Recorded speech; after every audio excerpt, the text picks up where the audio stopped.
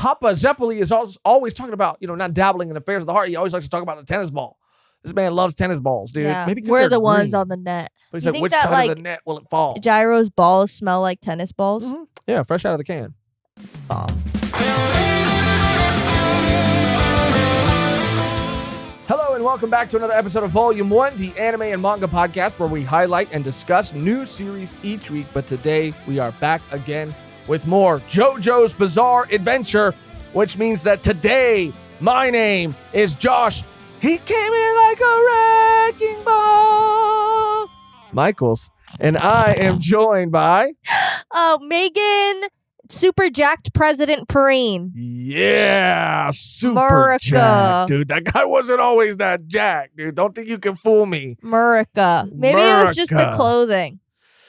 Yeah, maybe, but Iraqi, I see what you're trying to do, dude. That guy, you can't tell me that guy looked like that in his first introduction. Come on now. You, maybe it's just sort of like black baggy clothing. Right, baggy suit. Yeah. He went to go see a tailor his suit wasn't flattering and he took it off. And, I've had people give me compliments like that sometimes too. Like, oh my God, Josh, I thought you would look way fatter with your shirt off. And I was like, oh, that's kind of like a weird compliment. Thank you so much. Anyway, thank you for tuning in to another episode of Volume 1's Bizarre Adventure, the series of podcasts where we cover JoJo's Bizarre Adventure. Today, this is our Part 2 Steel Ball Run video. We're going to be talking about chapters 36 through 62. If you haven't seen our Part 1 video, there will be a link somewhere up here for you to click on to see that. I am incredibly excited to talk about this chunk of chapters because, as stated in our previous video, I was in love with what we read the first time around. This has become, and I can say it with more confidence now, one of, if not my favorite parts, hands down, of JoJo's Bizarre Adventure.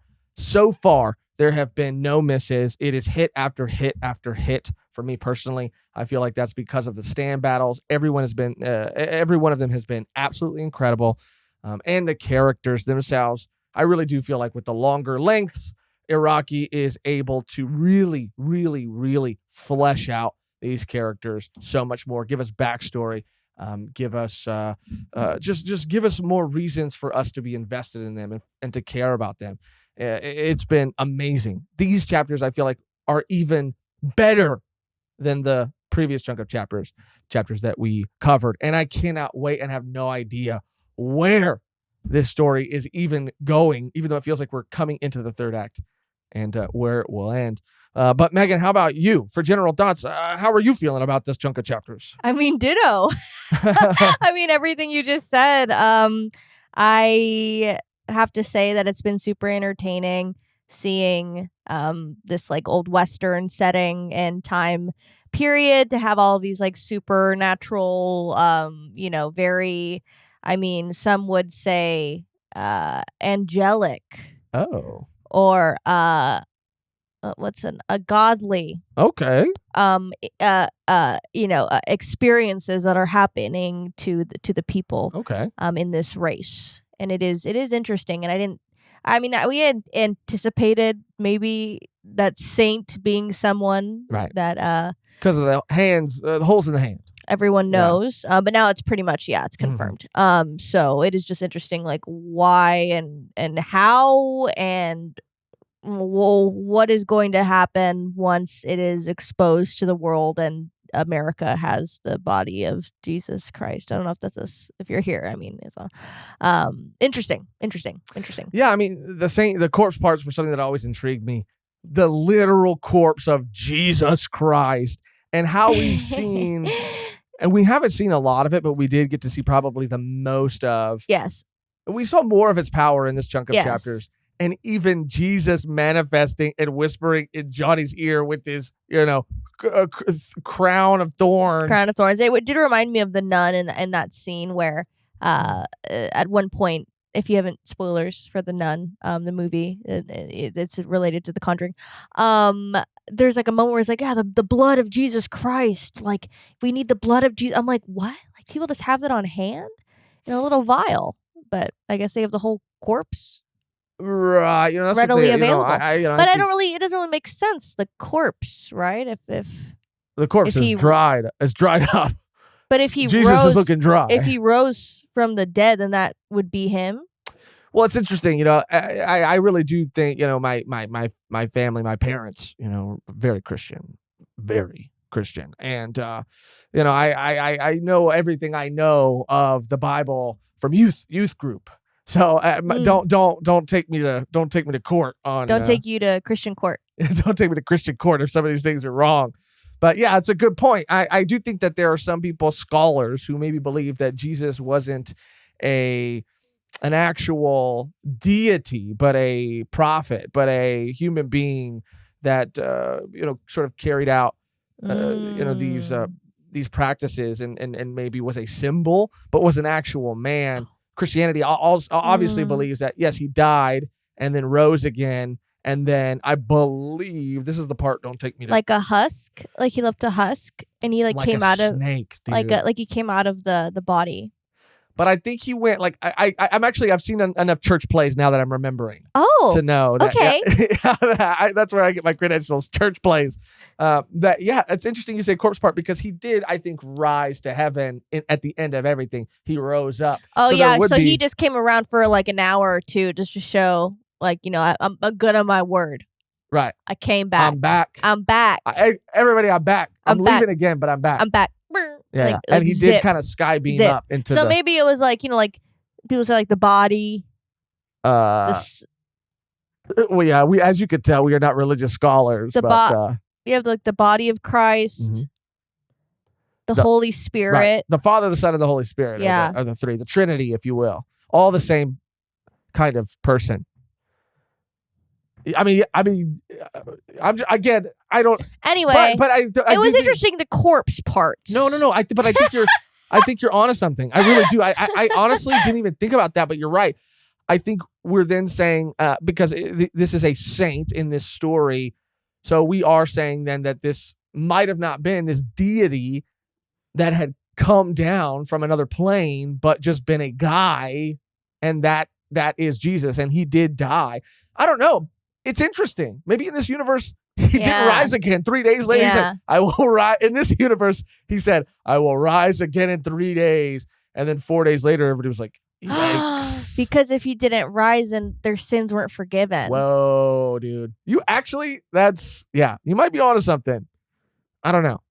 So that they all have sin because the prophecy was never completed. Right. So maybe that's where they're trying to get the body, because he did say it would change the universe. Yeah. The president of the United States. Yeah. Well, I mean, that's just funny to me that, of course, it would be America. Of course it would be America. And I'm from America, and I agree that it would be Americans who would want to take this power for themselves. Yeah. And it's interesting, like, oh, yeah, like I have scars on my back from the war, but they just so happen to look like the American flag. Like, that's kind of like baller. I mean, yeah, dude. I mean, that's how patriotic that man is. He's like, if you're going to beat me, at least do it. At least do it in my mother flag, At least represent my motherland. But yeah, yes. I mean, that is something that is so incredible and crazy to me. Something I never thought I would see in a story. Yeah, manga for sure. Yeah, and even when it came up, even more specifically in The Nun, I was like, "What do you mean you have a vial of the blood of Jesus Christ? Like, what do you mean you just have that on hand?" So it is just funny. Yeah, it is just funny. Like, I mean, you say, "Well, that's like," I mean, but like a corpse parts that can move on their own. Well, see, that's a bit wild. Right, but I really like this concept, and I think with the blood thing, it might be like the holy water thing, where it just could be blood that they like purify it's the actual blood. Yeah, so I don't know how old it is. I don't know how it's like not congealed. It could be a preacher situation, which is a Garth Ennis comic book, where they found out that the Catholic Church was inbreeding the descendants of Jesus Christ. Oh, that's right. You showed me that. I did show you that. And so it could be that kind of situation where they keep the blood of Christ pure by continuing to inbreed. And maybe that's what the kind of blood they were using in The Nun. Right? Cousin, sister, cousin blood. Surprised there's not any of that in the story. But there are a lot of crazy twists and turns. Sandman being revealed as a villain was something crazy. Lucy, her involvement.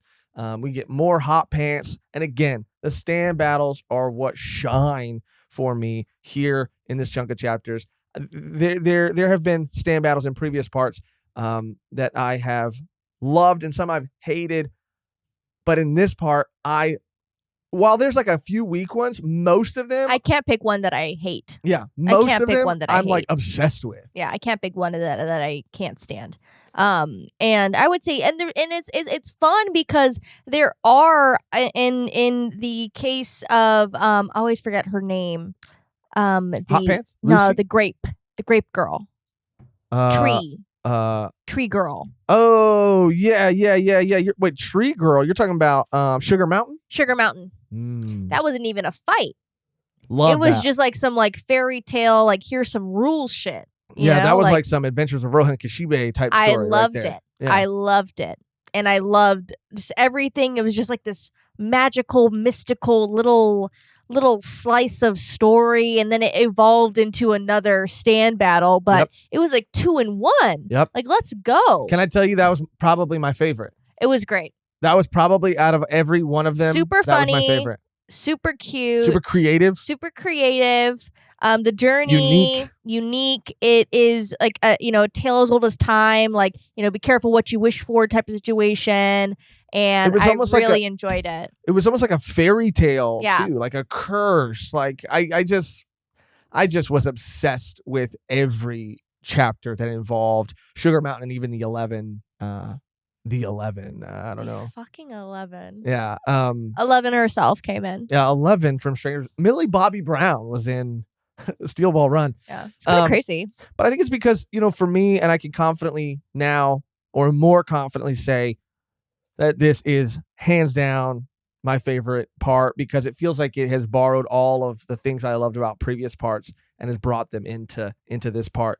And specifically, I mean in terms of like someone growing their stand ability. Yes. How Koichi grew Echoes in part 4, which is something I always loved and wanted to see more of. Also, I think the evolution of power itself is really interesting. I feel like while Josuke, Jotaro, even Jolene, every previous Joestar who was the protagonist of their story, they all found, I think, different ways or creative ways to use their abilities, some more than others. But with Johnny, it is like an actual evolution of technique and power. Like he is gaining power and able to do new things, not use the same ability in a creative new way, but do an actual new thing that builds on the thing that came before it. And like Koichi, yeah, exactly like Koichi. And it's super entertaining, and he's still learning and growing, and it is so fun. I love the two of them together. And like the highlight of this is the time period, is the Old West. I mean, how cool is that? Like, it's amazing. It's so fun. Yeah. And it's so unique, and just like the mix of all this bizarre, things that are happening. It is just fun to watch it unfold with like limited, I guess, technology. Well, yeah, I mean, or anything, rules, it's cool. No, it's so fun. And like I said, like getting to know all these characters on a deeper level, even if they are enemy stand users and in this part, we really learn so much more about characters like Lucy and Mr. Steele, but also we still have a lot of learning to do when it comes to even Johnny and Gyro. Yeah. We had already gotten to know them, more. but we got more. Like it went deeper, which I also didn't expect because, that's what I loved about part 5 is we got everybody's backstory. But as we got their backstory, or once we got their backstory the first time, that was kind of it. But Johnny and Gyro, there are levels to their past that we unlock the further we go, that it further informs us on like who they are. And also their dynamic too, there isn't really a traditional like group of Joe bros in this part. It is just Johnny and Gyro. You can kind of include Hot Pants, maybe even throw Lucy in there. But I mean, it really is Johnny and Gyro, and allowing yourself to just be able to focus on these two characters. While the story does for chapters sometimes, in this chunk especially, like go away from them. I don't know. I just think, I don't know. You the story you can tell is a much broader story because there are so many moving parts all over the map, but the main focus is our two guys at the center of all of it, accidentally at the center of all of it, which are Johnny and Gyro. And if it is bouncing around, like I have no issue with that if I actually care what is happening with the characters that I'm being shown. Like I do care about Lucy. I do care about the Steeles, I guess. And in a weird way, and that became wholesome. Yeah. And I care. And even like the president, like knowing what he's up to, he's such a good character. He is this very like subtle evil guy who just has so much power over everything. And I I enjoy all of the characters and all of their connections. It is just like, oh wow, this is very entertaining. And I want to know more. And again, like when we come to JoJo, like the stand battles are amazing and awesome. But for this part specifically, and a part that we do love too, which is part 5. Yeah, part 5. Part 5. And part 4, those are my top 2. It's the character relationships and the backstories and knowing more about these characters. I mean, now that I know more about Lucy, I'm like, oh man, like poor girl. And I'm really rooting for her. Me too. And I hope that she comes out on the other end. I hope she survives, yeah. Yeah. I mean, that's the thing. I mean, sometimes I've read other series and I've rolled my eyes when a backstory begins because it's taking me away from the main story. But Araki has just such a knack for telling, like every story he tells within a story is super interesting and engaging from the jump. Yeah. And that's how I felt about even like Wekapipo, if that's how you say his name. Again, the introduction, the almost anti-gyro, like that was such a cool, I mean, everything about this is so fucking awesome. And I completely understand why it's everybody's favorite. The switch up. The switch up with him too. Yes. Like so fun. Yes. Absolutely. Like when we started this with this part, I was super excited to see who would band together, who would, eventually become enemies. Like, is Dio really going to be like another big bad in the series? I don't know, but everyone's just trying to get theirs. That's what it is. It's not everyone against one person. It's not this back and forth. Everyone has more complex reasons for winning the race and getting the corpse parts for their own gain. I mean, and that's so entertaining because it could be anyone. It could be anyone and against to that anyone. Point, against anyone. Yeah. And to that point, Dio is again almost in none of these chapters. Like he is you see a glimpse of a dino. Yeah. Here and there. Yeah. Towards the end of this he kind of takes a back seat like Poco Loco in the beginning, if you want to compare it to maybe other stories. I felt like, Poco Loco is going to be a big part of this story. Nope. And then he took a back seat. And then, Sandman, he took a back seat. And then had an awesome stand battle. Mountain Tim. Passed. Mountain Tim, Dio, like there's so many moving parts. And it feels I'm so invested. Moving horses, one would say. Moving horses, moving parts. There's a lot of moving carts. They don't have don't carts. Put the cart before the horse. They have horses, though. But, horses pull carts. It would just slow them down, though, because they're racing. Well, yeah, but what's a couple extra pounds? Right? Tell that to my waistline. I was gonna say, is that what you tell yourself? Is that what you were already going to do it? That's so fucked up. I'm just kidding. That was so fucked up. I was so out of pocket, dude. But yeah, it feels like, everybody else has their own story within this story. And when we're not focusing on them, they're I don't know, like they're doing things. Yes. The world is so big so established that you feel like they're doing shit. That's what I loved about chapter 55, like towards the end when Johnny's just kind of explaining like what they do on their travels and how they gotten through this and this and this. And towards the end of that chapter, it was so fun because they he was just saying like, I don't know what happens. I don't know if there's like a bell that's rung or whatever, but like right when we start getting close to the checkpoint, like check line, everyone comes out of everywhere. Yeah. And that was just such a cool visual of that, because it does feel like, everyone is on the same path. Yep. Everyone has the hiccups that they have to go through to get to the finish line of this checkpoint, and all of them are like so close to one another, neck and neck, and it is just like not a race that it's like the Amazing Race, I guess, right? It's not like a race track, so you could see who's coming behind. You could see who's going to overlap. You could see, like, you have no idea where these people are. They could be super far ahead. They could be, walking on ice and trying to make it through. Like, you have no idea until they like get to that point, and everyone's there. And I just thought that was so cool, because I mean, it just goes to show everyone is in this for the long haul, and everyone, is trying to get first. And we've dwindled the racers down to, I think, like 65 or 64 or something like that. So yeah, things are, like I said, they do feel like they're coming to a close. We are reaching the finish line. That's what I love. And what I said in the first part about this sort of narrative device of the story following a race. Like we are entering the final leg, and it feels like that in so many different aspects. And things are getting real, and at the same time, like more unpredictable. Yeah.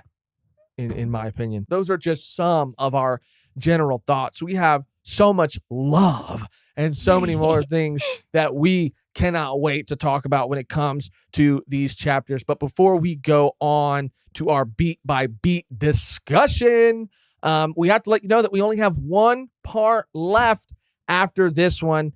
Part 3, covering the final chapters of JoJo's Bizarre Adventure Steel Ball Run. And as is tradition on our what we call Volume Done series, we would like to be and hope to be in some pretty cool JoJo cosplay. Yeah.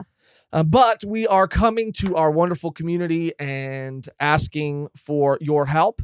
We asked for help in our previous video, and a lot of people answered the call. We are halfway to our goal. We still have around, I think, $80. We're $80, I think, shy of hitting that goal, which means that as it stands right now, the cosplay for at least one of us is covered. So we do want to also take the time to thank everybody, and we will properly thank you guys by name in that part 3 video when we're all done up.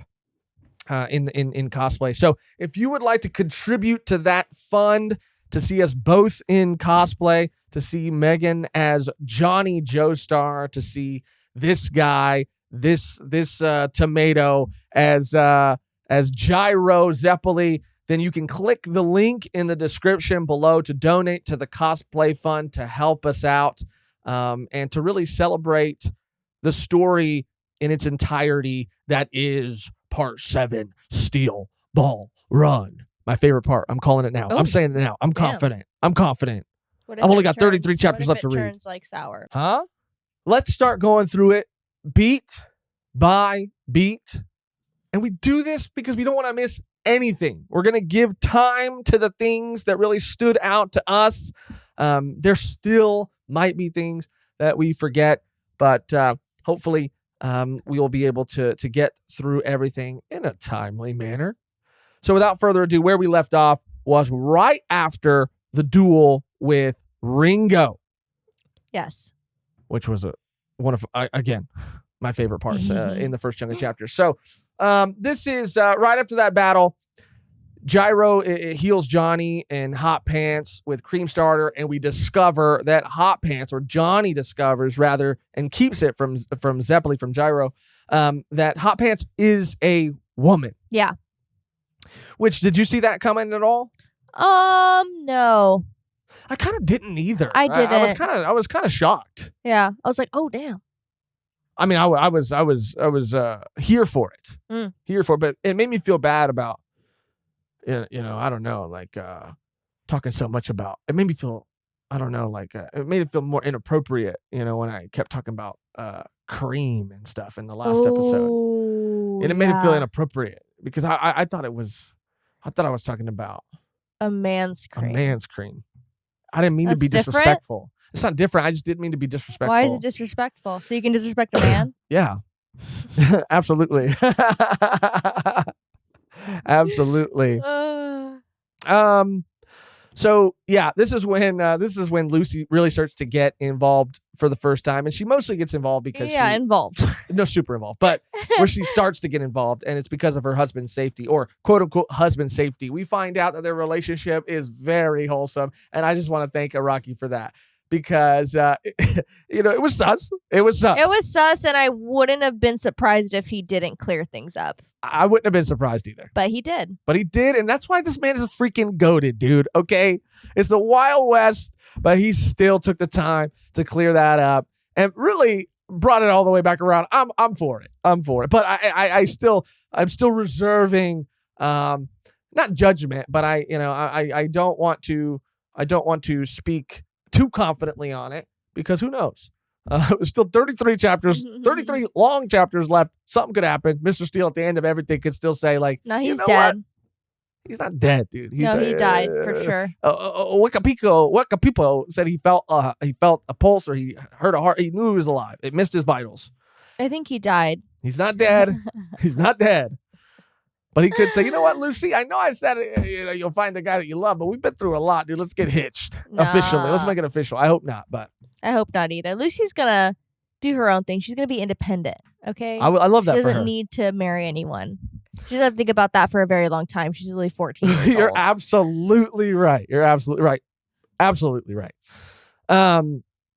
So what happens and what is the reason for her getting involved is that Ringo had sent one of his pigeons to the president. Oh my God. The pigeon arc. Yeah, with a message. Bro, that shit was wild. Yeah. Wild. And Lucy out here learning, she's learning how to read lips. And taking initiative. And she reads the lips from across the building. Oh, yeah, dude. And she goes, oh, shooty, there's going to be a pigeon coming in. Yep. I got to go. I got to sneak into this area, and I got to get a hold of that pigeon. I got to get a hold of that corpse part map. Yep. And she does. I don't even know if she really understands necessarily what the corpse parts are. She just, She's seen the heart. She's seen the president with the heart. She thought it was sus. She didn't know what it was. But she knows more about it now, I believe.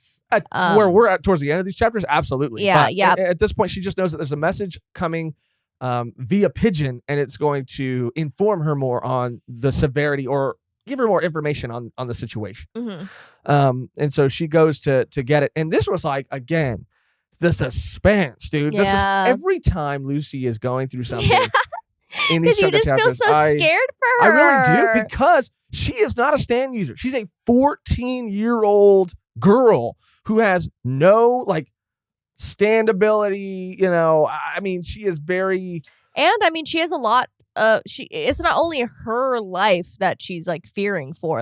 If she gets caught, the whole operation's done. Her and her husband, or quote unquote husband, are dying. They're getting killed. Mm-hmm. So she is just stressed. The whole time. And she is just on a mission. She really pushes through that fear. Yeah. Big time. Yeah. And I got nothing but respect for her. I got nothing but respect for Lucy, dude, because like I said, she has no stand ability, and she's a woman in the Wild West, dude. She's not a good place. It's not a good place, dude. Not a good place for you to be, Lucy. But I was on the edge of my seat. Again, she's able to steal the message, hide under, and we meet a stand user for the first time, and we get to really see their stand ability. And their stand ability is, I believe, called Catch the Rainbow. And already, this is where it freaking begins, dude. This is where the cool stand users and stand abilities begin. This man can stand on rain. Yeah. And he's walking around on rain, and he has a mask. And I was like, yes, he's walking around on rain. Yes, dude. Yeah, his whole getup is pretty interesting. Yeah. So, she kind of hides, and it's this whole heist sort of situation where she's trying not to get caught. The classic, she hides under something moves, somebody goes to look under the thing, and you see them under there, but then when the other person looks, they're gone. And you know what I mean? It's a classic Tom and Jerry, not Tom and Jerry. It's the classic cat and mouse game. Cat and mouse. That's what I meant. Cat and mouse. I mean, it's kind of the same thing. I mean, Tom and Jerry are a cat and a mouse. That's all I'm saying. Yeah. Sorry, I got you have to believe in yourself. You said it. You said what you meant. It's okay. Thank you. But she is panicking because she ain't cut out for this. She's not. She barely knows what's going on. So she calls her friend Mountain Tim. And Mehgan, you have some beef with Mountain Tim, bro. So yeah, she calls her little friend.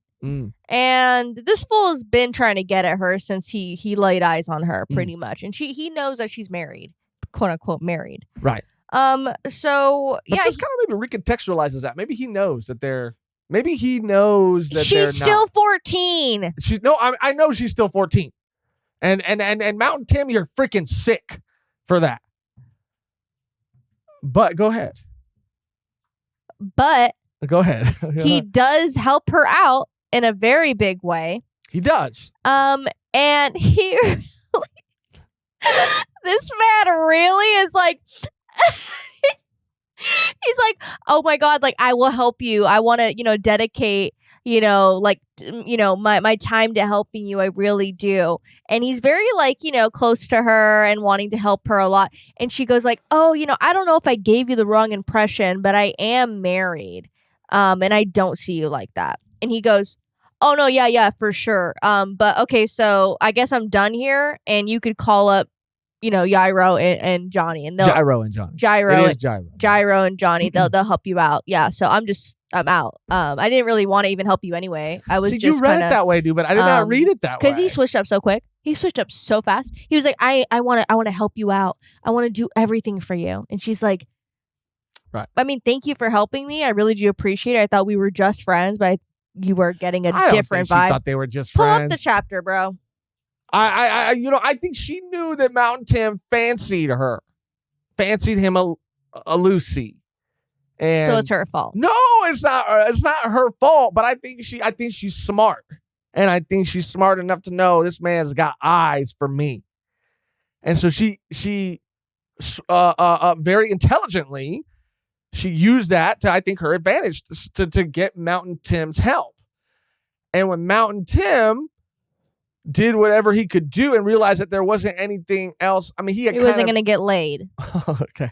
There wasn't anything else for him to stick around. He was not getting a reward. Not getting nothing. He realized, I think, and because he cared about her, he realized that Johnny and Gyro could, better help Mountain her. Tim, you are a cowboy. You should have honor, and you should want to help people instead of wanting to get some from a 14-year-old girl. And that's all I'll have to say about that. Yeah. I guess I read it wrong. I could have read it wrong. I'm not saying. I just said I think it's interesting that I read it differently. I guess you've just never been in that situation, so you wouldn't know. Look. I'm not saying. You know what? I'm not saying I haven't been in that situation. I've been advanced.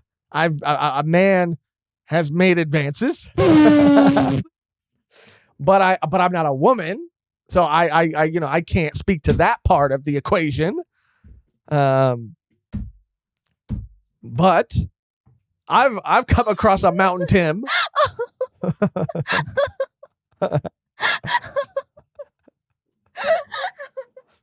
I'm just saying. I'm not trying to take anything away from you. People are gonna think that we hate each other again. I know. From you or Lucy, but okay.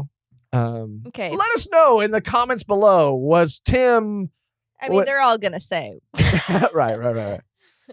But yeah, so Tim does say, go to Johnny, go to Gyro. Yeah, go with them. Yeah. They'll help you out. Yeah. Good luck. But he does kind of still keep her identity secret. When Blackmore, I think is his name. Yes, Blackmore. When he shows up, he kind of holds it down for her a little bit, and he ends up getting killed. He ends up getting taken out. Damn, that was pretty rough. That was rough, dude. People get got like the thing with having so many characters is that a Yeah. lot of people get got, and it actually surprises me. There's another character who gets got, and I was like, what? I wanted this man to make it a little bit farther. I was invested. Yeah. But oh well. But oh well. Yeah. So then Lucy runs. Run, Lucy. She runs to go get the corpse. I don't know. She runs to go get the corpse part and find it and move it so that and so that she can confront Johnny and Gyro. Yeah. And ask for their help. But Blackmore kind of finds her and he is also kind of injured, but is able to kind of like heal himself a little bit. But he is aware of her location, and he sort of discreetly kind of pursues her. Yeah. Even Gyro, he was like, Gyro. I keep like a gyroscope. You know? Yeah, you're just hungry. Yeah, no, I just keep pronouncing it. Gyro. Yeah. Gyro is even like, who followed you here? Yeah. And they end up meeting back up. Right. And then immediately they get into trouble with with this fella. Yeah, and this is where Dio is kind of in. He played such a big part in the last couple of chapters. Diego, he's called both in the story. He has now, with his new ability and his heightened senses, is seeming to be a lot of a threat, but seeming to be a big threat. But his force kind of gets incapacitated and he immobilized, if you will, and he's kind of out of the race for a while. He needs to, not completely immobilized, but he needs to kind of lay low for a bit. He needs to get his horse's strength back up. He needs to kind of take it easy for a while if he has any chance of succeeding. Right. Okay. Yeah. I just, I sometimes I doubt myself. I think isn't that later? Oh no, in capacity. Yeah. Sorry. I was thinking about another incident. Right. Yeah. So this is when Johnny and Gyro come across Lucy, right? Mm-hmm. And this was an awesome fight, dude. I really like Blackmore and Catch the Rainbow, and even seeing how Gyro's able to use his steel balls to like evaporate the raindrops. It's so sick, like visually and conceptually. I really did like Blackmore a lot. Although I will say Blackmore, of these there chunk of chapters and of these stand users that we meet, not my absolute favorite, but again, there wasn't one that I really didn't like. So again, they're able to, take him out, not easily, but they're able to take Blackmore out and get the spine. And it reveals, of course, the location of the remaining corpse parts. And so Gyro and Johnny, this was pretty intense. This was pretty crazy. They did get intense. Yeah. And Gyro, he's not down for the woman. I've seen some discourse online. Oh, really? I mean, I Googled, I took it more as a joke. I think it is a joke. I hope it's a joke, but I forgot what I Googled. Like, I Googled something about Gyro. I don't even know if it was related to this situation. Okay. But like, one of the recommended searches was like, is Gyro a woman hater? And Sexist. It was, and I was like, oh wow. And all the forums are like, he is. We got one. That's why he's based. That's why he's based win. Poggers. But they get intense, dude. They basically task 14-year-old Lucy. Yell at her. With yelling in her face. Yeah, no stand ability. Are you gonna let your husband die? Are you gonna let your husband die? And she's like, they're like, it's up to you, girl. It's up to you. It's all up to you. If you fail, you're fucking dead. And she's like, yeah, you have to get the heart from the president. This whole operation depends on your success, your safety, your life, your husband's life. This race, it all depends on you. Don't fuck it up. Don't fuck it up, Lucy. Don't fuck it up. And I will say this, I really was enthralled in these chapters. I really was, dude. I was having such a good time, and I was following everything, but there is just these corpse parts, they move around so freaking much to me, dude. Like people like I don't know why it's like they're going to find this part. Lucy's got the spine, then she gives the spine to Johnny. Then Johnny gets the spine taken, but he keeps the bottom vertebrae of the spine. Then an eye gets gone. Then now Lucy's gyro gives Lucy the eye. And then you go somewhere else, you're like, oh, they're looking for the ears, but not just the ears are there, the legs. I mean, and it's just like there was a point towards the end where like it's revealed that a character has more parts than initially assumed. And he's like one part away from having the whole fucking thing. I'm like, how did the pieces move around like this? I really could have sworn I was following everything. Yeah, some of it's off screened, I feel. I think off paged. I mean, there are definitely shown where things are. But people switch it up. People are stealing shit. People be doing, killing people over them. So yeah. Kind of makes sense. They'd be like, damn, we keep losing track of these things because other people have maps to find them too and are gathering them just like we are. But I think there's, and I guess unless the president has shared the location of the corpse part via that map, but he could have made copies, right? Or just told them where to go. But the only other people that would be aware of where the other corpse part is, it's like one corpse part will tell you the location of another specific corpse part. Mm-hmm. It's not like you can get one part and find out where all the other parts are. You have to kind of one by one go. So that does limit the amount of people that would know where things are. But I don't know, dude. It was like musical corpse parts, dude. I couldn't keep it straight at a certain point. But yeah, so they tell her like it's all up to her, and she has to go steal the heart from the president, and rightfully she is very intimidated. She's very scared. She's very. They already know that she is sought after, right? At this point. Yes. So she is like, damn, I have to go back. She's like, I don't want to go back. Like, I have to go back. I didn't plan to do that. Mountain Tim told me to go with you guys. Yeah. And they're like, nah, you got to go back. You have to go back immediately right now. Yep. Deal with it. She's yep. like, cool, sick. Love that for me. Yep. As we move on a little bit, this is the chunk of the story where we learn about the golden rectangle, which I really love, dude. Like I said, this progression of power I thought was so cool. So they reach the fourth stage, Kansas City, and Diego meets with Valentine's henchman. This is where he gets this whole thing played so well to me, because he is now leveraging his corpse part and his knowledge to get what he wants. But again, this is a very different Dio. He is willing to play a role in this game if it means he can get money, if it means he can get the status that he wants to get. And I think he asks for Manhattan, or he asks for like something. Yeah, he asks the whole island. Yeah, Manhattan Island. Yeah, he's like, I just want a whole island. He's like, yeah, okay. And then we see that that deal, obviously, and then we see a mysterious figure that he'll be working with, who is also in the race. And we go, And at first I thought that's what he actually looked like, just a shadow. And I was like, oh, this is a cool stand ability. Right. He's a shadow man. But no, it wasn't. It was something even. It was beyond my wildest dreams. What would be released? Again, this was played so well. I had no idea. I mean, I knew it was somebody from the race because of Dio's reaction. Dio had a crazy reaction, and he said, I was just hanging out with you by like the watering hole, essentially. And the character that was there before was a Higashikita, which is this is a separate universe, I guess, but a callback, obviously, to Josuke and his family.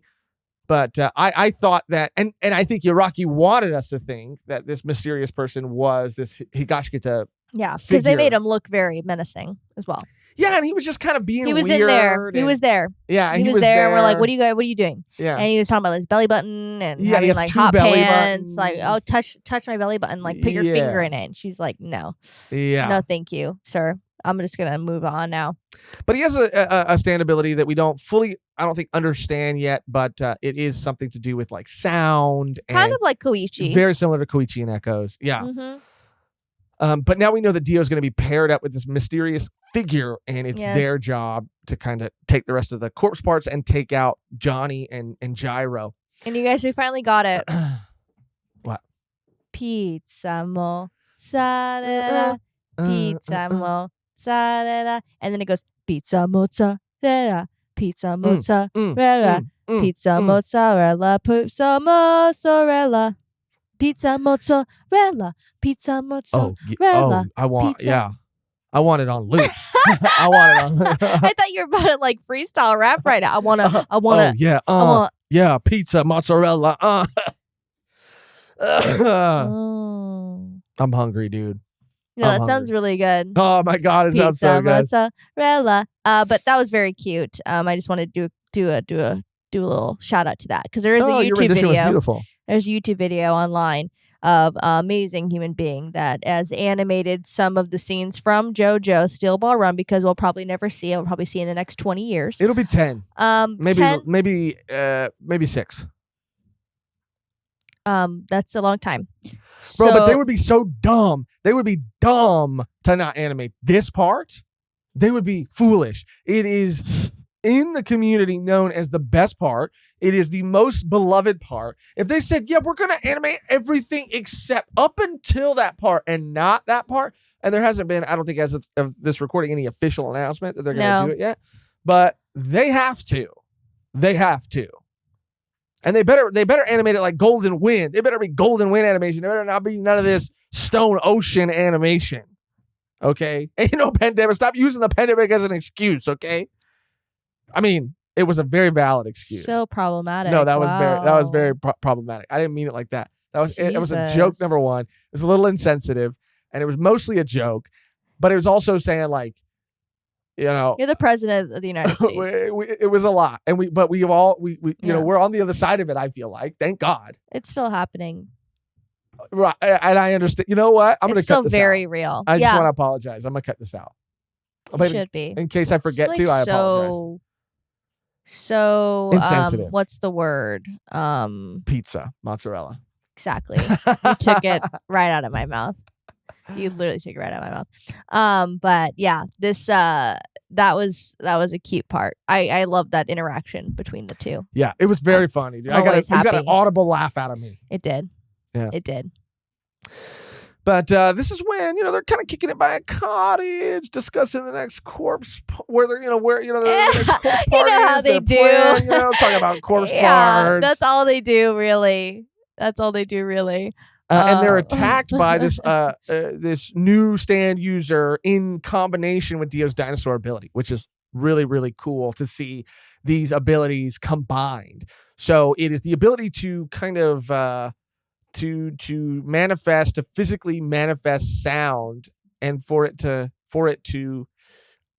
cause the actual thing it sounds. Yeah, if it says like slice, you're gonna get sliced. Yeah. If it says like honk, you're gonna get honked. Yeah. And so if you're horny, you're gonna get honked. If you're horny, and I don't know. There's no other. I just wanted to say that. I was thinking more clown, but you went straight to horny. Well, it's because of the bumper sticker honk if you're horny. Never seen it in real life. You've never seen that in real life? It's a myth. I think it was real. And then I think people write that on their cars and they're able to wash it off. I don't want to meet the psycho that actually has a bumper sticker that will not come off. At this point, it's just kind of funny now. Like at this point, if you have a honk if you're horny bumper sticker, it's more of a meme than it is like you literally. I feel like there was a time when people literally meant it. Like I don't think times have changed that much, Josh. I don't think that they say it's ironic, but if it happens. But within the cultural zeitgeist, I believe we've all kind of agreed that it is a bit of a joke. It's a 50-50. Right. People are going to think, oh, that's hilarious. But there's another 50% that might go, pull over. Yeah. And it's a win-win. They think that you're like a funny person, right? But like you're actually like just hoping like one day it's actually serious. Yeah. I mean, I think that's why anybody really does that, because they're like, I can play it off as a joke, but exactly. I can hide behind a but joke. on the off chance that someone's really horny, then whoopee, honk. Yeah. But yeah, so this is a really, really, really fun fight, and the reveal of who this stand user is shocked me. So they're working together with Dio's dinosaurs, and it is revealed that it is Sandman who is behind these attacks. God. I don't blame him. That's what made this fight pretty sad. Yeah. I was like, damn, like, I don't blame you. I wish you didn't have to be doing this right now in order for you to buy back your land that you've been on and your family and generations have been on. But, it's you're in the shittiest situation, I feel. Yeah. I really was rooting for Sandman. I wanted him to make it a little bit farther. I think of all the racers that died. I'm glad Mountain Tim died before, even though I was even shocked Mountain Tim died. But I wanted him to outlive some other people as well. Like we got the death of there was another prominent, I think, racer who died. Either way, Sandman's time came too early for me. Yeah, I feel so bad. It was sad. He's talking about like his sister and yeah, dude. Just like, damn, I really like I'm sad. Like, I'm sorry for her. Like, my time was too short and I didn't deliver. I was like, yeah, dude. I was really started invested. the story with him. Yep, which is why it was more shocking. The reveal was shocking. His death was shocking. And, it was even, again, played that it was going to be this Higashikita fellow as well, because he was also there. So when they were like shooting some of their attacks through the fields, the Higashikita guy was there. And you thought, oh, of course it's him. But then it was like Sandman. And Sandman was just kind of chilling there. And they're like, Sandman, help us. And he's like, what do you mean help you? I'm the one trying to take you out. I was like, what? But yeah, I feel bad for Sandman. Loved his stand ability, which was called and go ahead. And his name was Soundman. Oh, that was fucked up. That was fucked up, but that was masterful. That was such good writing, dude. The writing was so good. He's like, my name's not fucking Sandman. You fucking They called me Sandman. Colonizers. Yeah. My name is Soundman. And I was like, bro, that was like, again, dude. You can think Wakanda Forever was not the best movie in the world and Marvel's dead, and I won't fight you on that because I agree. But Wakanda Forever was, I think, a really good movie. It wasn't an amazing movie, but it was a really good movie because of the direction they took, like Namor's character or Namor's character, and the whole like Namor, Sin Amor. Oh my God, dude, the way that they like worked with the source material and came up with a creative way for him to have that name that made sense, but also gave it more depth at the same time. I was like, this is the best shit Marvel's put out in freaking years since Endgame. I mean, that's maybe a little crazy, but my point is, I felt the same way about the Sandman, Soundman reveal. I was like, this is too good. This is too good. Yeah, it was great. Sad, but it was great. But this is where we learn about the golden rectangle, right? And I think the golden rectangle was a really cool addition to this like power set. Gyro tells Johnny that he needs to basically become stronger, and that there's a secret technique that he hasn't taught him yet, and it's called the golden rectangle, and they exist in nature. And I do remember hearing about this concept in the real world. Yeah, the golden ratio. The golden ratio. Yeah. Yeah, the spiral. Yes. Uzumaki kind of within the golden rectangle. Uzumaki kind of talks about this. Yeah, a little bit too. They do. Yeah, that's I think where we heard it from, and then we researched it, and it's like a real thing. But it was interesting. No, I mean, it was so cool. Again, to pull from real history and this golden ratio that exists in nature and exists in paintings and exists in like all of these very renowned world these works that are so respected around the world. I mean, it was just a really cool concept to play with, and how he's able to take that rectangle to take that spiral into infinity and for it to essentially move the hole that he creates with his nail bullets around. Like, I don't know. That's just so crazy that you could shoot something with a nail and then that hole can kind of keep spinning and moving until it hits its target. Like, it can only move for a certain amount of time, but wow. This was so awesome. And I even love that now we have, because Johnny, I think before could like shoot his nails, pow, pow, pow, pow, pow, pow, pow, pow, and they would just grow back. But now if he wants to use the infinite rotation, the golden rectangle, his nails don't. He only has 10 bullets and they don't grow back as fast. He does find out later that herbs, which is kind of cool, right? That they like encourage nail growth. Yeah, he just needs like biotin. Or he needs some vitamins on him. Yeah. Some Flintstones gummies on him. Really get them things. Or, the whatever. They have like gummies now. The chalky ones are disgusting. But they're nostalgic, dude. I'll pop them in a sparkling water from time to time. Dude. It's not true. You don't take any vitamins. I don't. Or eat any grains. But if I did take any vitamin, it would be the Flintstone kind. That's the kind of man I am. Yeah. Flintstone kind of man. Shoeless. Barney Rubble, dude. Bedrock. No shoes. Dino. I'm just naming characters. No shoes. No shoes, no pants. No pants. I have like animals that used as a garbage disposal. Yeah. Because you yell at your wife. Yeah. Elma. Yeah. My kids don't respect me. Yeah. There's an alien that kind of pops in from time to time. Yeah. That's me. That's my life. I'm Fred. Call me Fred, dude, or Barney, whatever you prefer. And you're knocking at the door late at night. No one's awake. The cuts are getting deeper, I feel like. But I like it because he has 10 bullets. Now there's like stakes, right? He can't just grow the back immediately.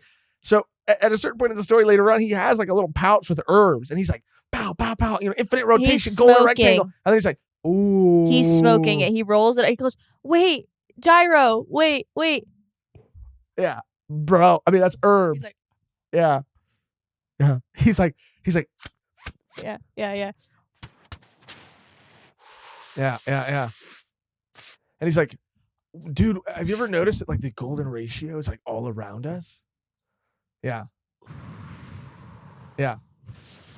Full. Yeah. And then it's like, Steele! Yeah. Run! And it's like, yeah. It's like a bong, dude. Steele bong run. Oh! Yeah. Steele bong run. And he's like, I need herb.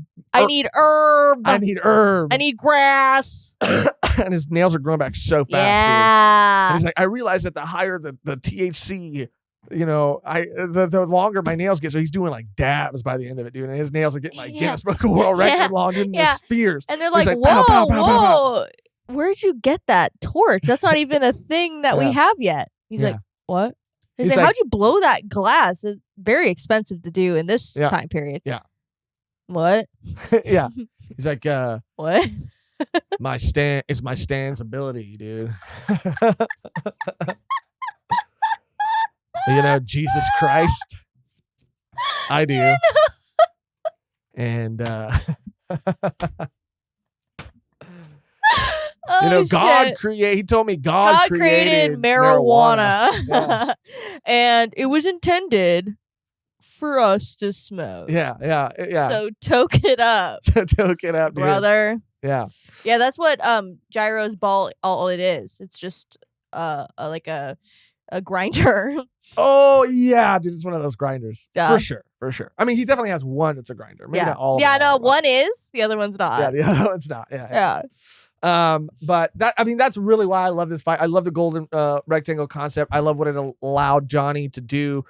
I love that it put some stakes on his nails having to grow back. Yeah. It was just so awesome. And that's not even the end of Johnny's power-ups in this chunk of chapters, but they all feel so earned. They all make so much sense. I really do love this concept. This fight was amazing because of that. Unfortunately, this is also where Sandman gets taken out. Gets got. Which does break my heart, but that's when Hot Pants dun comes out of nowhere. It really does come out of nowhere. And like messes them up. Yeah. Well, they're also pretty fucked up from their fight because Sandman really had them, or Soundman, sorry, really had them, and they were pretty fucked up after, even though they won. And Hot Pants takes advantage of that, takes everything from them, but not coincidentally, but like almost in a very sympathetic. It's very sympathetic to their situation and kind of like helps them out, but also takes like leaves a little piece of the spine in Johnny because. They say, I can't take your stand a bit. I can't take everything away from you. I can't leave you without a stand, which makes me wonder, like, would the stand be gone if all the corpse parts were gone? Either way, leaves him with a little bit of spine. And now we got to worry about Hot Pants. I thought Hot Pants was the one person we didn't have to worry about. Turns out you can't trust nobody. You got to worry about everybody. This is when we get a nice little chapter that it just kind of explains the lore and stands. And I really do think Iraqi, for the first time, feels super confident after 6 parts in his understanding of what he wants and what stands have become. And he wants to give us some solidified explanation, a little bit of lore, and really make it very concrete. Yeah. Which is something I appreciate in a story when you have a power system that you can explain well enough that is concrete, so you don't always have these like random coincidental things that can happen, and they don't feel as like earned, or they might feel cheap because of I don't know, the lack of I don't know how to say it, the lack of rules, the lack of. There's a better way to say it. But I appreciate this. The lack of rules. I mean, because, sometimes people, like, keep things vague. No, yeah, for sure, no. And I appreciated this cementing of it. And a lot of things that we already know and have already assumed and maybe pieced together, it's just nice for him to say, this is how, yes, it works. With, he talks about the ranges of stands, the different types of stands, their origins, like, this was just really, really cool. Yeah. This was a really, really awesome and unexpected chapter. Moving on, we come to Sugar Mountain Trail. Woo! This was some of Trials. Trials. Maybe they took a trail to get Maybe there. they did. I believed you when you said it, and then I sounded right. It was one away. It was. It's a tricky word, but they probably had to take a trail to get there. Pretty confident. I meant what I said. I don't take it back. I don't take it back. But no, this was highlight for me. Probably my favorite part of the whole. I agree. I was not expecting this at all. Super fun, super interesting, and entertaining. And it was just a kind of like a, little reprieve from all of the like really depressing, really, dramatic things that are happening. It was just a little fun, getaway, I guess, from all of that stuff for a minute. And you saying that made me remember, we got off track when we were talking about the Golden Rectangle. But it was a nice reprieve because during the whole Golden Rectangle, the backstory mini arc, we got Johnny's backstory. A bit of Johnny's backstory with his dead brother, who he feels like he killed. Which is so insane to Very put insane. That on yourself. But it isn't insane if you're a child and your father is telling you that you should have died and it is your fault. Yeah. So I don't blame him for thinking that it's his fault, because if he's just told that, Yeah, I mean, obviously you would believe it. Yeah. And his dad just not a good guy. No, his dad's the worst. And I really thought, based on the backstory that we got from Johnny early on, that he was just some young hotshot that came from a pretty well-off family, and his status was raised because of racing. And he was an asshole. Yeah, he was an asshole because his ego and success got to his head. But it goes much deeper than that, which I really appreciated. He came from a very abusive family, and his father, his relationship with his father was the abusive relationship. His father always treated and loved his brother, valued his brother, saw potential in his brother more than he did Johnny. And was just so cruel to Johnny and told Johnny to kill this rat that he had or this mouse that he had found. Yeah, like immediately just like went from like 0 to 100. Like, yeah. Oh yeah, you have that as a pet. You've had that as a pet. But now I told you could keep it. Yeah, but now that you have it at the table, you have to go outside and drown it. You have to murder it. Yeah. You have to kill it yourself by your own hand. Yeah. And show it. I'm not going to take no for an answer, young man. And so, his brother, very kind, comes up to him, very loving, comes up to him and basically tells him like, oh, I think my school taxidermies animals and I could just get one of the taxidermy rats.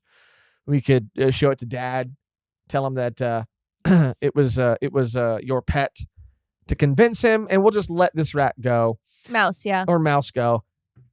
Cut to a race. I don't know how long, like how much later this was, but it's this important race. His brother's on the track and a mouse runs out and startles his horse and he dies. Dude, this was some NASCAR shit, dude. This was crazy. It was like an explosion. This was what's that one movie that you like? Speed Racer. Yeah, this was like the end of Ford versus Ferrari. Never saw it. I couldn't remember exactly. It was 4V or 4 version. That's why I brought up something that you could say yeah to. Oh, yeah. Yeah. It was like Speed Racer. Thank you. It is like Racer X. That's what I'm saying. Yeah. Racer X, dude. His brother is Racer X. Stop spoiling. Johnny is Speed, and his brother is Racer X.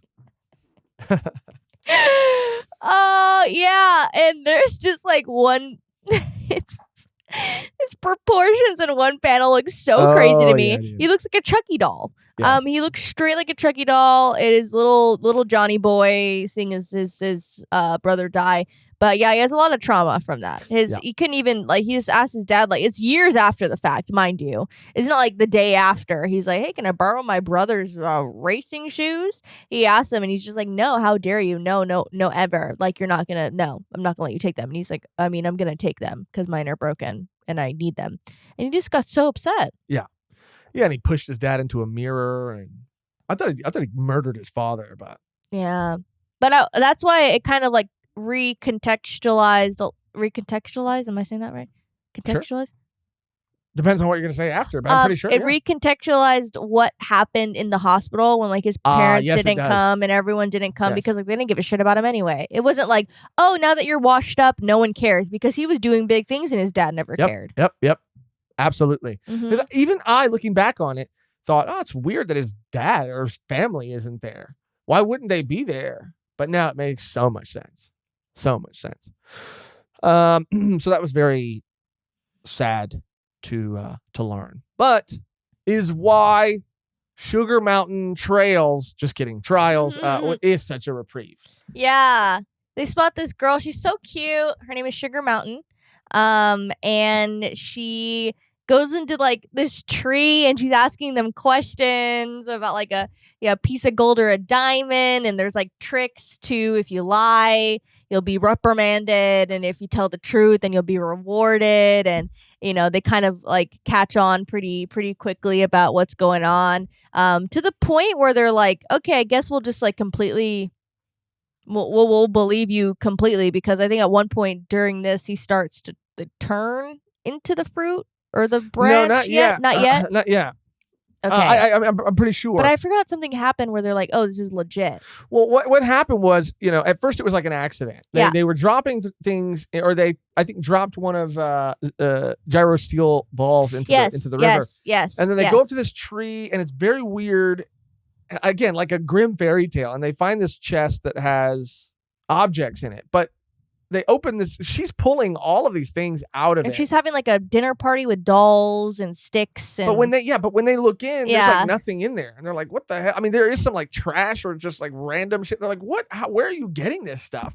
And then they start piecing it together. But they need to experiment. This is why I thought it was all so well done. Because they need to experiment with what's happening. So they go, oh, maybe if we do this. And they throw something in. And they get this. And then she asks them, what did you drop? And if they answer honestly, they get to keep both things. And then they're like, oh, now I think I get it. Watch this. And then they do it again and again and again. And you really start to think oh, damn, I guess they do get it. And there is no downside to this, but there is a big downside to how many times they throw something in the river and get something that they get to keep, because we find out that they get to keep all these amazing things like gold and money, and they end up getting the ears, ears and the hand, which is like they kind of did like a reverse Uno situation where it's like, oh, like we'll put in like a rabbit's ear, and the wolf paw, and that'll kind of like equal out to these things that we need to find. And sure enough, she had them. So they're like sick. Yeah, and she says that like it's her turn, and that she wants to see her parents again, and they start piecing together that she has been there for a long time. She's old. And it's so funny to me, dude. And I think it was supposed to be funny. But Gyro is like, oh man, this is so sick. Johnny, all right, we gotta go, dude. And then the girl's like, there's a catch. She's like telling Johnny and trying to tell Gyro too, like, you got to use everything though, because if you don't use everything, and you can't give it away either, you have to use it. And if you don't use it by sundown, then you will actually be part of you'll become a fruit. And you'll be absorbed into the tree. And there's a line, by the way, there's a long line. Yeah. So you have to wait in line after every turn. And Johnny's like Johnny's like, like, what? Johnny's like, wait, what do you mean? And she's like, oh yeah, she keeps repeating it. And then he just. And Gyro's like, yeah. Johnny, let's go. And he's like, bro, listen. And he's like, I think we should be listening to what she's saying. And he's like, Johnny, let's go. And then she's not even done talking. No. She's like barely starting. And Johnny's like walking away. And he's like, but you know what? Finish what you were saying. And so it was just it played so funny to me. And then Johnny is like explaining it to Gyro, and Gyro's like, oh, fuck, this is serious. But also he's like, well, it's not going to be hard to spend money. I didn't think it's easy to spend money. Yeah, I didn't think it would be that hard. I guess it's that hard. Bro, curse me. I challenge me to spend that much money in a day. I could do it. Yeah, but it's like gold. That's true. It'd be different if it was cash. And well, they had cash at a certain point, but they had so much cash. Well, they should have just gone to a restaurant. Oh no, because the tipping would be considered like giving it away. I thought all the rules made sense. I liked how they initially went and wanted to buy land, and this guy got like super sussed out. He was like, whoa. Y'all trying to swindle me? Yeah. You city slickers. Yeah, that's what he said. And they were like, they're like, I guess we'll buy a building then. And they like buy a building. Now, I don't mean to be a stickler. I don't mean to be I don't want to nitpick. Why? But I loved all the rules that they couldn't give the money away. Because even when they kind of tried to, like you said, even if they would have tried to tip $1 million, they would have started to turn immediately like they did when they tried to give the money away other times. But I thought it was just that the things they had received, they had to use. They had to use those things up by the end of the day. But it almost seemed at a certain point, like when they bought that building, the gag was, or the negative side of it was like, oh, well, since you bought this building, people are actually renting this building. So here are all the tenants like rent money. And here is this, and here, and they were getting more money, and they were freaking out because they're like, oh, fuck, now we have more money, and we have to use all this money. But I kept thinking like, no, you use the money that you had to buy the building. If you get money from that, it's not a return. But anyway, that was a little thing. I was like, I don't know if that should count. But they figure out a brilliant way to get rid of it, and it is gambling. Classic. Best way to get rid of money. And the whole time, by the way, we're skipping some things like. We forgot about Gyro's love affair with a married woman. Gyro's love affair with a married woman. Yeah, and he Dr. Miami'd her. Remember? With the not Wekapipo's sister. No, that wasn't Wekapipo's sister. Yeah. I don't think it was. No, I don't. No, it wasn't. It wasn't. It wasn't. But he was a doctor, dude, for the king, for the royal family, for the Vatican. Nobody's like Dr. Miami because he gave her like a BBL. He did. He tightened her up. Yeah. Dude. He tightened her up. He made her an old lady. That's kind of lit. Bro, that was so sick. Because he's like, oh, fuck, my dad's coming. And then she was an old lady. And then she freaked out. And he's like, you're going to thank me later. Yeah. You're welcome. That'll last at least a month. So I should be thanking myself too. Yeah. Like, you know. Yeah. Gyro, chill. Gyro, you know? chill. Yeah. She's married. He's a young doctor, dude. Takes two to tango. But I just thought that was funny. A little insight into the player himself. Yeah, he was a playboy, bit of a playboy, bit of a Hugh Hefner. No.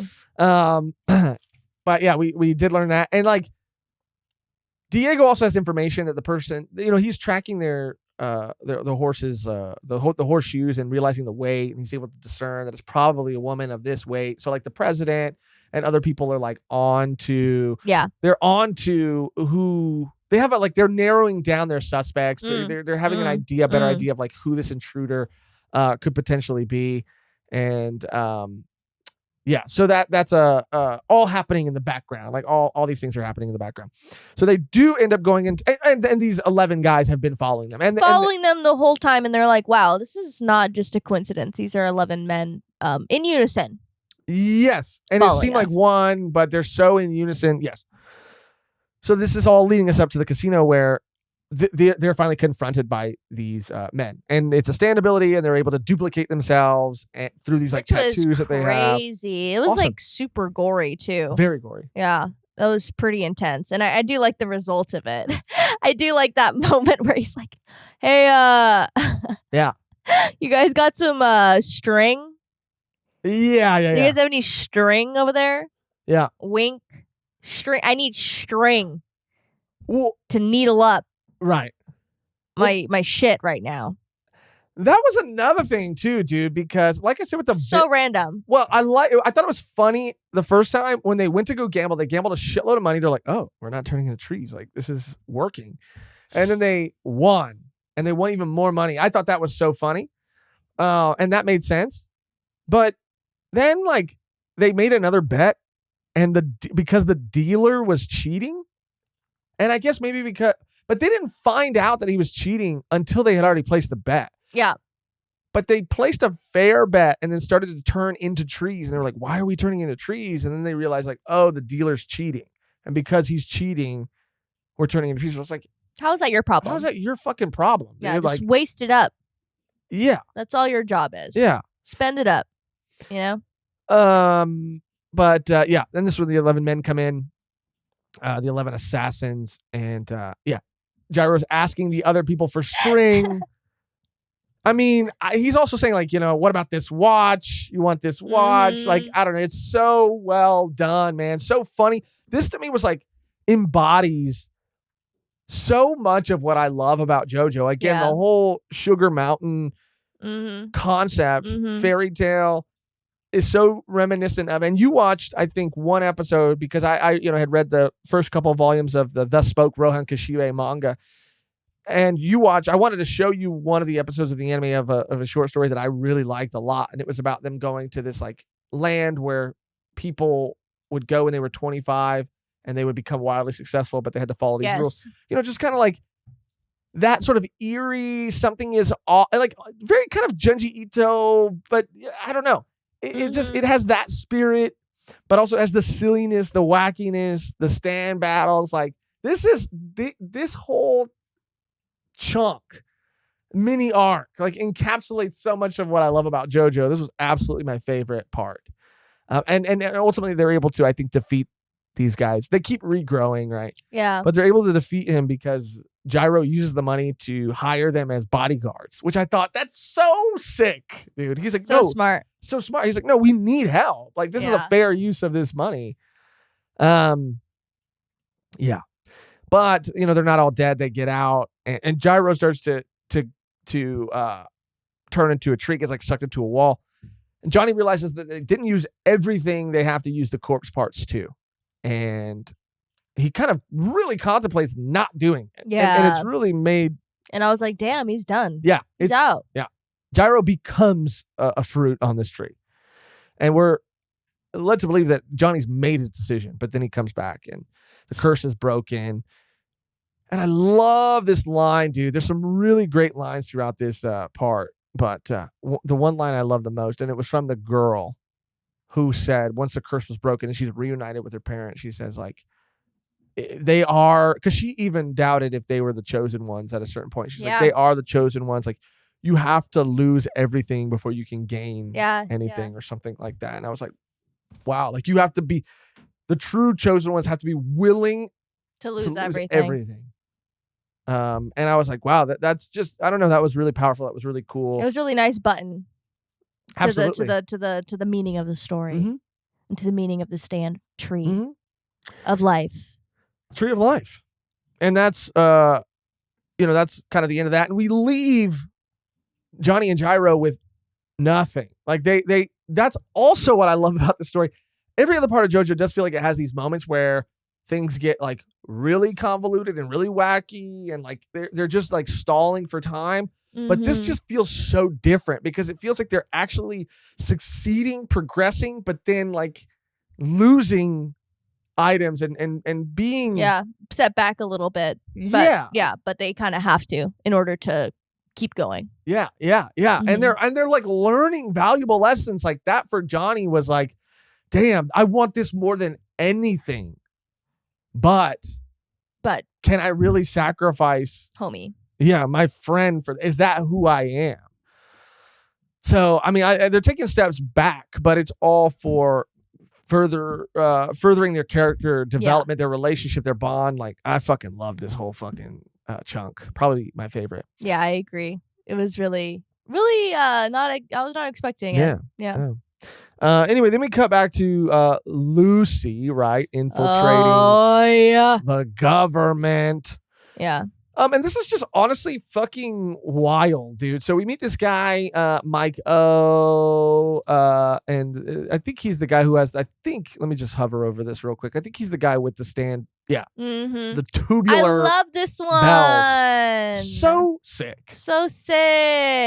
Yeah. I love the little, balloon animal situation that was going on here. And they can sniff things. Yeah, sniff things. I was so insane. Like, never would I thought that I would be seeing like Lucy not being Lucy in someone else's body and being snuffed out by balloon animals. Yeah, it's crazy. But they're like copper, right? Like they're what Steel, was it? Like a what did he use? Like a there's some kind of metal. Oh, brass. He used a brass something to make the balloon, and I was like, oh. They're like brass spikes. Yeah. And then he made it in the balloon. He's like, yeah. I was like, whoa. But this was interesting. This was where Dio gives them that information, and they start to narrow it down, right? And where Lucy goes to the library. She's pretty much looking up someone else's search history. Yeah. That's what kind of a library check-in, check-out situation is. Anyone could really gather what you're going through or what you want to see, depending on what books you read, and what. If anyone were to look at your browsing history, what they could muster up. Yeah, it's kind of, that was the OG search history right there. The little cards in the back of the book. Exactly. Like I caught you. Yeah, like, oh, that's kind of interesting that you checked this book out. Moby Dick, interesting. Yeah. Just the name. Tom Sawyer. It's fucking weird. Yeah. But yeah, I did not know where this was going at all, because I remember I was like reading it, and she was like reading this book, and I was like, Lucy, like, what are you doing here? What's going on? You just wanted to read this, and then it turns out there was this very specific reason why she wanted to read it, and I could not have imagined what was to come next. This took a wild turn. Yeah. Bro, she became some sort of a freaking like, she was reading all these books on sexuality and like kind of like Kama Sutra kind of books, I guess, but some of them were like, it almost looked like not pressure points, but it's like pressure points, but sexual pressure points, because as she was falling, she was like licking her, like she was like, oh, I fell. No, I just think she was just like, she was a sexual assassin, dude. She was really playing it up. I just felt so bad for her. I felt awful, damn, dude. I was like, girl. you don't have to do this. I mean, I guess you got to protect. You want to protect your quote unquote husband, and at all costs, I guess. Pinching things. Yeah, she was like, oh fuck, and she like nerfed her, gave her a purple nerf ball. That was insane, though. That was wild. Absolutely insane. Could not have seen that coming. So yeah, pretty much she finds out that the president's wife is not into men and she wants to take advantage of that. So she heads over, a child, 14-year-old girl, heads over with this woman in hopes to have her on her side. She hopes to sexually lure her into, which is very successful, and she does it pretty easily. Yeah, dude, and everyone's like, "Oh my god, you're so cute, bro." That's what I'm saying, bro. We don't excuse anybody in this story. We don't excuse Scarlett Valentine's freaking freak ass either, dude. She's a freak ass. She's a freak ass because Lucy Steele is 14 years old. If Lucy Steele was 18, it'd be a very different story. Very different chunk of chapters right here. But she's not. It's bad. But anyway, it's really bad. Anyway, yeah, this is pretty crazy, and she ends up like drugging her, so she just kind of gets out of that situation because it was escalating. It was escalating. Yeah, dude. I mean, it really was. It's working. She's using her newfound sexuality, and it's really working. Doing a number on Scarlett Valentine. Scarlett Valentine brings her into the home, and she kind of wants to get domed. I feel like she kind of wants a dommy mommy. I feel like Scarlett Valentine does. Yeah, she likes being yelled at, and she's like, scold me, and she's like, sit on me. Yeah. I think she's just she's no shame. The only thing that I am shaming you for is that Lucy Steele is 14 years old. Yeah. But no, we're not keep shaming you. But anyway, but yeah, she is able to. This is when things. I do like what happens in terms of like how Lucy is able to survive the situation. Yeah, me too. But I couldn't help but feel it does make sense. But the way in which things are revealed, I almost wish that we would have gotten some of personal preference, right? That we would have gotten some of this information before, so that it didn't feel like as convenient when like something bad happened. It was like, oh, cut to a flashback of why I have a solution to this. Then something else bad happens. Oh, cut to a flashback of why I have a solution to this. I just felt it was more convenient that Hot Pants was like in the mix at all. That was the main thing for me. Like, oh, you're just here. And Hot Pants was like, yeah, conveniently, like, I'm going to give you this tea. It's going to knock them out for 2 minutes, which I like that, right? Yeah. I'm also going to allow you to be able to shapeshift, basically. Exactly, yeah. It was all just like, dang, she had this really planned out. Yeah. We didn't know. We just thought she was winging it. We did. Yeah, but she was not. Shapeshift into one person, one time, and you have to touch them. Again, with all these stipulations, I just would have liked this information beforehand, because then I would have felt like more. She's got it. Yeah, but maybe that played into like the suspense more. But I would have felt more suspense because I was like, oh, really? She can only do this one time. Okay. Is she going to use it now because she can't? You know what I'm saying? Yeah. I got really I got chills. I got chills when we get to that point where she's going into the bedroom because of the president's taking his little Mimi time to himself. Siesta. Yeah, siesta. Siesta. And those panels of him just like sleeping and then like his like eye open. That was scary, right? Yeah, dude. I was like, oh. Yeah. I got chills. Yeah. So yeah, she knocks out the president's wife, goes in there. President's got an eye open. He's like, who's that? Who's there? She freaks out. We don't know this, but we find out she shapeshifts into Scarlett Valentine and is able to kind of throw the president kind of off her scent temporarily. But because she's so close to him and kind of rushes him and puts the corpse part to his chest, the dogs, the balloon. The dogs are on her scent now. The balloon, but this was fucking awesome. The balloon got, because she already turned. Yeah. And Hot Pants makes a point to say it mimics facial features and scent. Mm-hmm. They're on Scarlet Valentine's scent now. Yeah. Yeah. And they're going after her. And then Scarlet Valentine ends up waking up and coming in after she's able to knock because she touches the president's lip and knocks the president out. So he's asleep. That's why the corpse parts. That's why the dogs attack. The real Scarlet Valentine comes in and is like shooting her. Bam, bam, bam. And I'm like, damn, Lucy's getting fucking rocked right now. She really is. She really was. She was getting rocked. Lucy was getting Swiss cheese. I was like, oh my God, I expected her to have a hard time, but she's getting rocked like Gyro and Zeppeli get rocked. I mean, Gyro and Johnny get rocked. I was like, she can't handle this. No. And you know, she's got the dogs on her. She's got Scarlet Valentine on her. And she just has this like brilliant idea where she's like, I'm going to take off the disguise. They're going to be on Scarlet's scent. So they're going to go right for her. And she just, the cream starter comes off of her. And then they go straight for her ass. Get her ass. Get her ass. Yeah, they get her. And she gets torn up from the floor and up. Yep. From the floor and up. Mm-hmm. This was so smart, so cool. Obviously, people are hearing a ruckus, a commotion. There's bodyguards, and we got Mike O there too. Mike O looking through windows, trying to find out what's going on. He does end up meeting up with Hot Pants. Yeah. Well, Hot Pants comes up from the drain. The drain, it style. And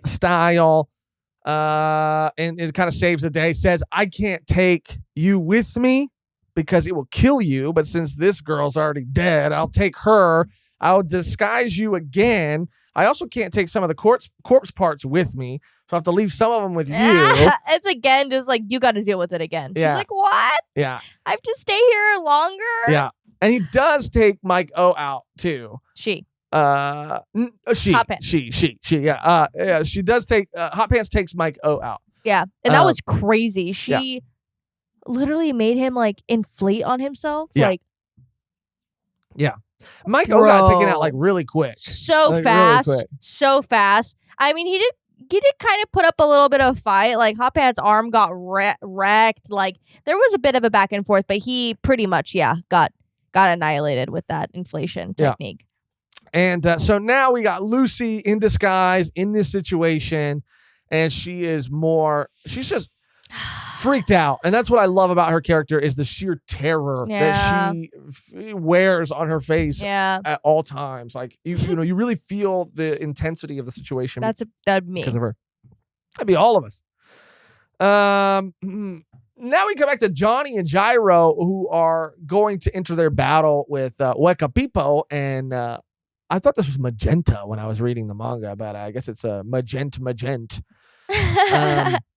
These two stand users again, sick. And I like how Weka Pipo is like an anti or alternate Gyro. Mm-hmm. He also has the steel ball technique, but his steel balls have little balls on them called like satellites, and he uses a different technique. The Zeppeli family uses the perfect ratio or the golden rectangle, and he uses something called left. Oh, yeah. What is it called? Left axius or something like that? Yeah, the left axis.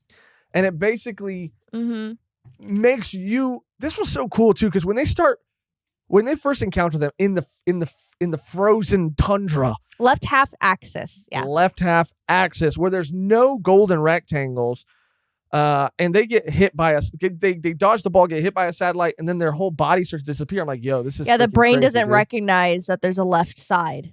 But when it's explained that that's what's happening, I'm like, this is lit, dude. And it's timed. So there's a certain amount of time where they cannot perceive anything, not even their body. Yeah. Like Johnny even looks up at a mountain and the left side of the mountain is gone. And I just imagine this in like, I don't know, like in an anime or in live action. I was like, this would be so sick. And they can't even feel things.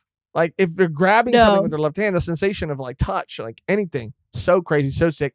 We find out more about Weka Pipo, that he comes from. And we also see There's so much going on, guys. Yeah, there's like a flashback of him and his sister who's getting beat by her husband, and he wants to save her, so he duels the husband, and then he, is proclaimed dead. I guess like Gyro thought he was dead, but he wasn't dead. He's here in real life. He's but his dad saved him. His dad did save him, and his dad is the one telling him not to get involved in affairs of the heart and all that. I know, yeah. But what I was going to say is, too, I also forgot that Hot Pants, we see a symbol on one of Hot Pants' bags that Hot Pants looks like she's from the Vatican, too. Yeah. So she's from where Gyro's from as well. Mm-hmm. And Wekapipo is like part of the royal or part of the, I think they're called like the Royal Army or the Royal Guard or whatever. So they know the steel ball technique. Mm-hmm. And, yeah, they're very powerful. Like the Zeppelis are the executioners, but they're like the guards. Yeah. So they're like equals in a lot of ways. And yeah, we find out about Wekapipo's sister, who he just wanted to do right by, married her off to a nobleman who was very abusive. And yeah, and there there's a whole story with Gyro, like seeing that she is injured and wanting to heal her wounds, but also realizing that like she kind of mentioned this before in that flashback that like, yeah, she can't see out of one eye. He beat her, like, dude, this is so crazy. He beat her so bad that she lost sight in one of her eyes. And then sight in both. Like, what? Yeah. And he challenged him to a duel, this shitbag. Wekapipo challenged the shitbag to a duel and beat him fair and square. And they were like, yeah, we can't have you win. Yeah, you got to go. But again, Papa Zeppeli is always talking about, not dabbling in affairs of the heart. He always likes to talk about the tennis ball. This man loves tennis balls, dude. Yeah. Maybe we're the ones on the net. Maybe because they're like green balls, like the steel balls. Ooh. Yeah. But he's like, which side of the net will it fall? Gyro's balls smell like tennis balls? Mm-hmm. Yeah, fresh out of the can. That's bomb. That's bomb. Yeah, that's bomb. That's bomb. Now, I'm not talking about his steel balls. I'm talking about that's what balls. I was talking about, too. Yeah. Just so it's not confused. Right. His steel balls, I don't know. They smell like they probably smell like some kind of, you mentioned some kind of grease or some kind of something, actual grease or something. I don't know. It probably smell, I don't know, oily or something. But like maybe like a tea tree oil. Oh. Okay. But his real balls smell like tennis balls. Tennis balls. Mm-hmm. But this again is what I really like, because we do see that Gyro is struggling so much with his responsibilities as an executioner that he really wants to do more to help. He's got a really strong moral compass. So when these people come in, and he doesn't really agree with these fucking systems that are in place, he's like, bro, this is fucked up. But what's interesting is we are seeing more of his father and how his father seemed like the coldest man, but now is seeming to have a heart, because when his dad is out of town, and it's just him and his mom, Gyro and his mom, he tries to cure this woman's blindness. And he says, we can do it with the rotation. It just has to be super precise. Fate intervenes by like this pot releasing steam and gets his rotation slightly off. The surgery's not successful. So his dad comes back and he's like, look, I know it seems like sometimes I'm heartless and that I don't want to help or cure this woman's blindness, but you have to understand that we don't get involved with these things, because what I am doing by not helping is helping. If I cure her blindness, the only reason that she's still alive is because her being blind, they feel like she's so, like they feel so sorry for her. They feel like she's so hopeless and so helpless. And they feel like she'll probably just fall downstairs again and die on her own. She'll end up accidentally like unaliving herself by falling downstairs. So if they find out that she's like back to normal, they will kill her. And so, that's why I haven't intervened, and that's why you can't intervene. That's why things they're nuanced, they're complex. Like you have to ask questions. But he's not allowed to ask questions. But he's also not allowed. They shut it down completely. Yeah. Always. He's like, Gyro, the tennis balls. How many times do I have to tell you the net? And he's like, I know, dude. I know, bro. Chill. But we get that whole touching backstory, and now we know that Wekapipo is Wekapipo thinks his sister is dead and is only working with the president so he can get granted permanent citizenship in the United States. Yes. And he's been paired with Magent, who has 20th Century Boy. Like People has Wrecking Ball. Wrecking Ball, very cool. We've already kind of explained it. 20th Century Boy is also really cool. It's like pretty much an armor stand. It's like a super high defense stand that's like almost unbeatable, but has the weakness of he can't move when he's in this defensive position and mode. Yeah.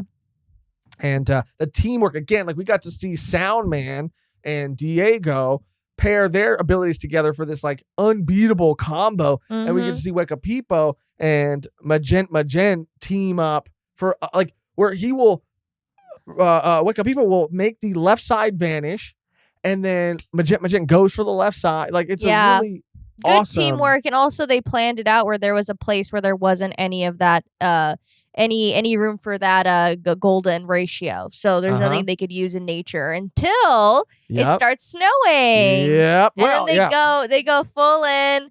And I did like that Weka Pipo is like, how did you know it was going to snow? And he's like, I mean, I don't know why I think Gyro has a country accent. He doesn't. Yeah, he's not from there. The West. Yeah, no, but it's just funny. He's like, I didn't know. And he's like, but you did, because you work miracles.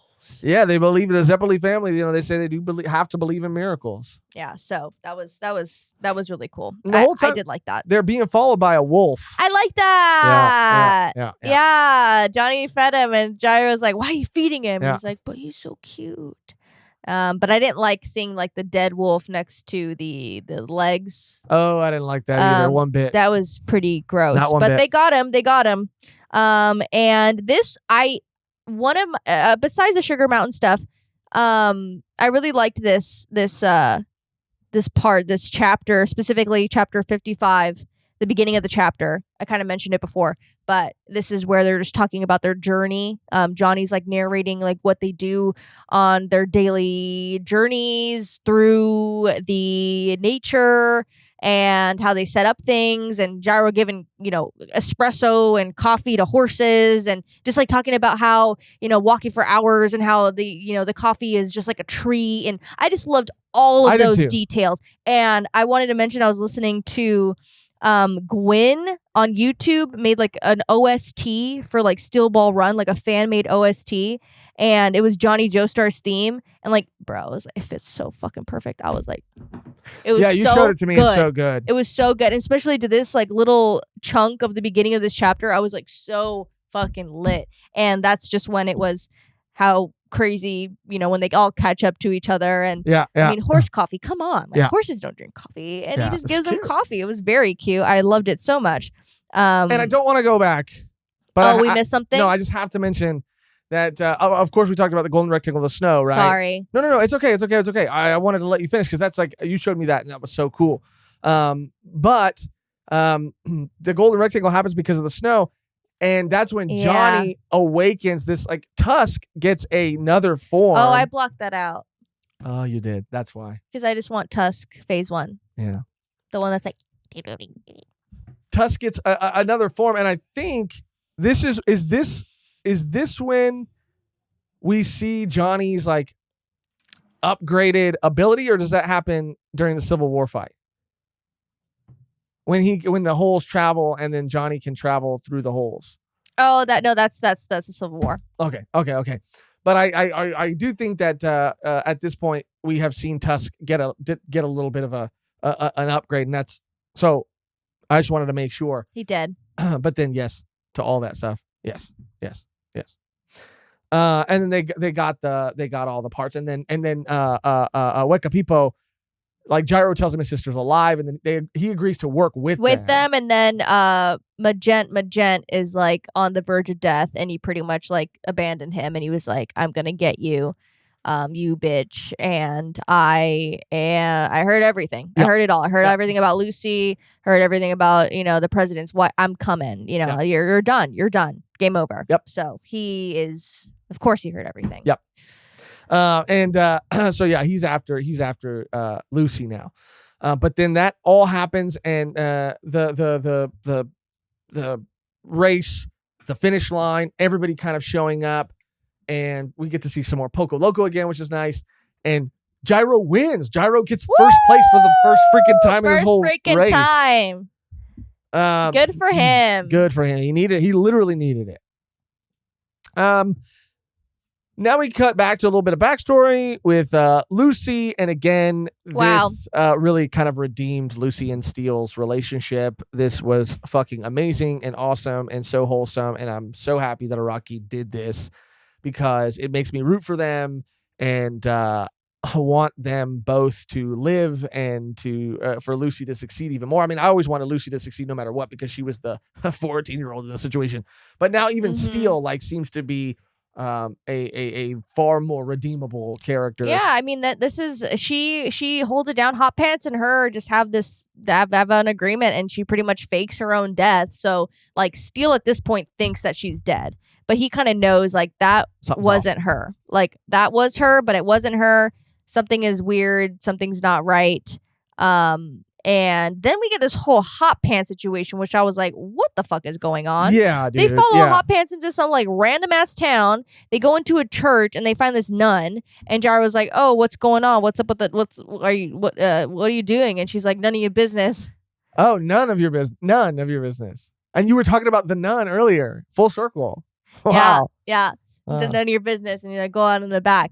And then obviously Johnny's like, I know who you are. Yeah. Miss Hot Pants.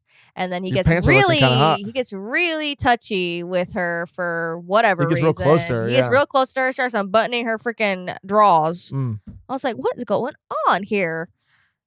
Yeah. That was that came out of nowhere. That came out of nowhere. Yeah. Civil War. This man is a nun. I mean, this girl Hot Pants is a nun. Civil War is my second favorite, close to first.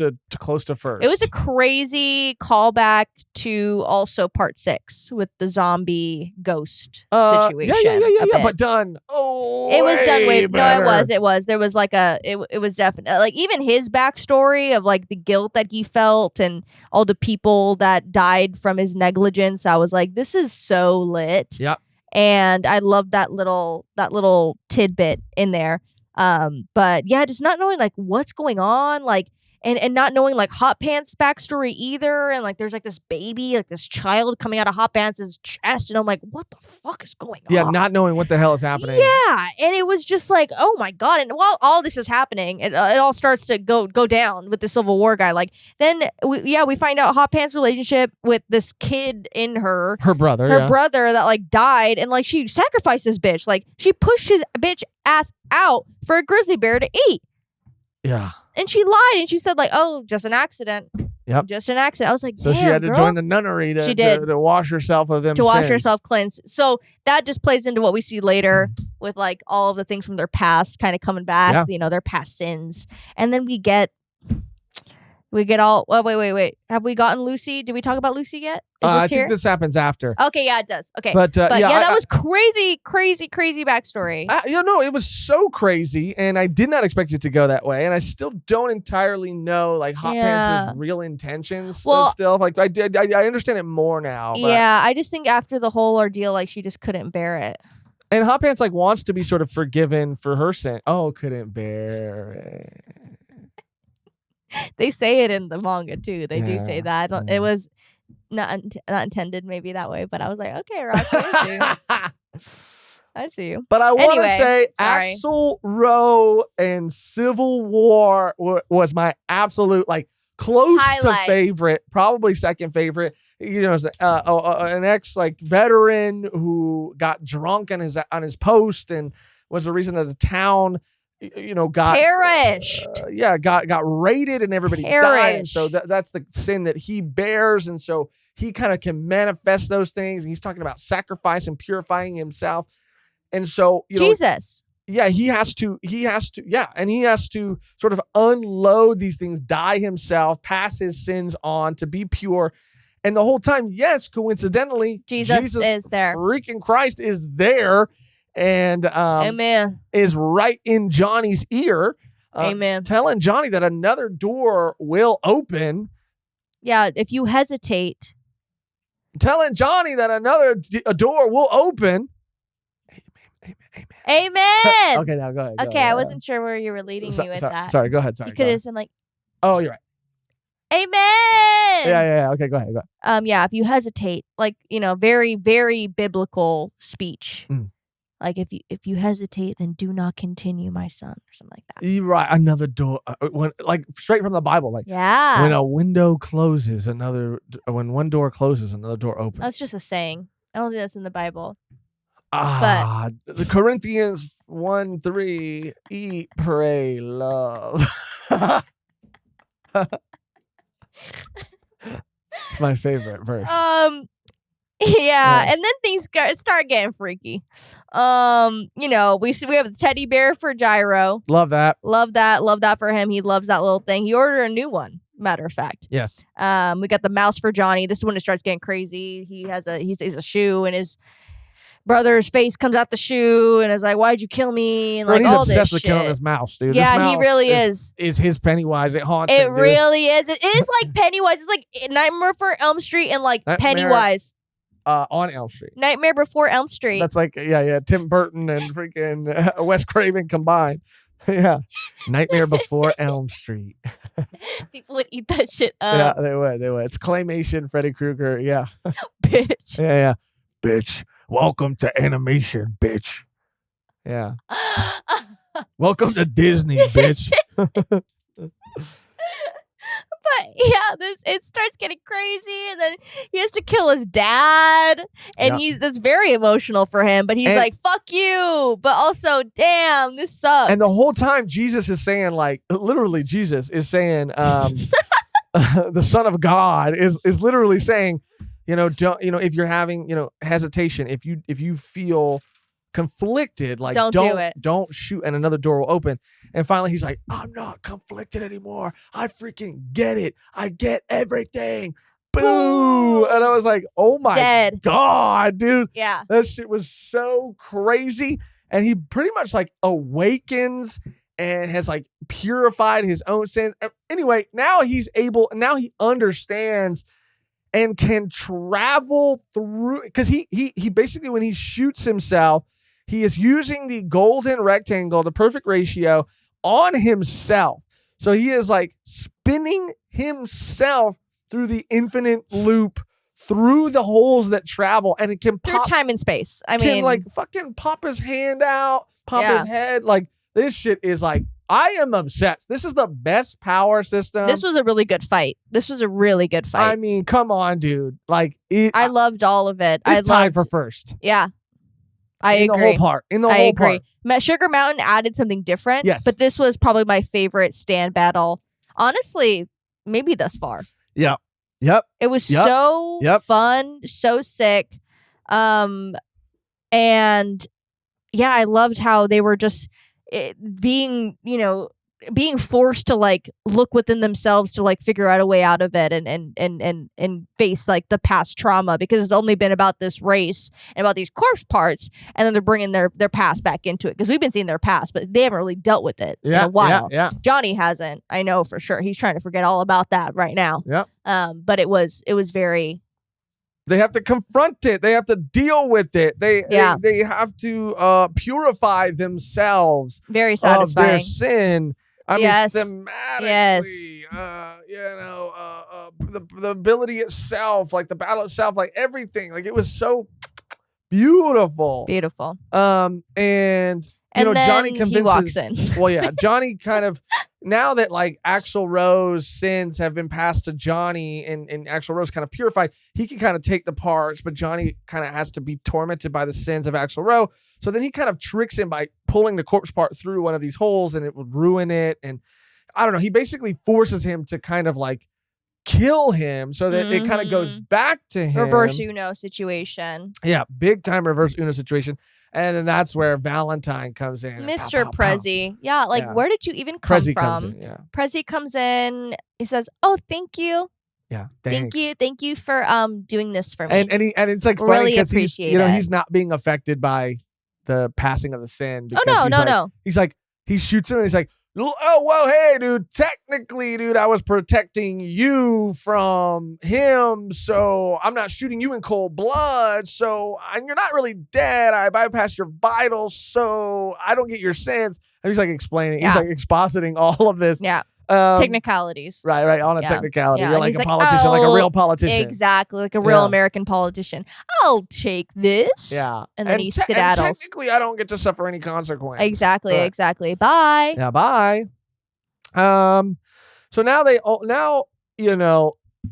Valentine has so many corpse parts. And I really didn't put this all together until I saw them all in his closet. He has all of them. He just needs, I think, the head. Yep.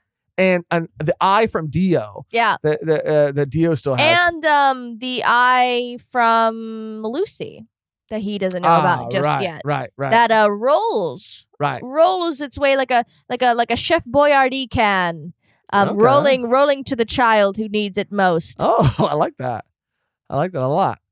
Thank you. That was good. Yeah, that was good. You ever see that commercial? Yeah.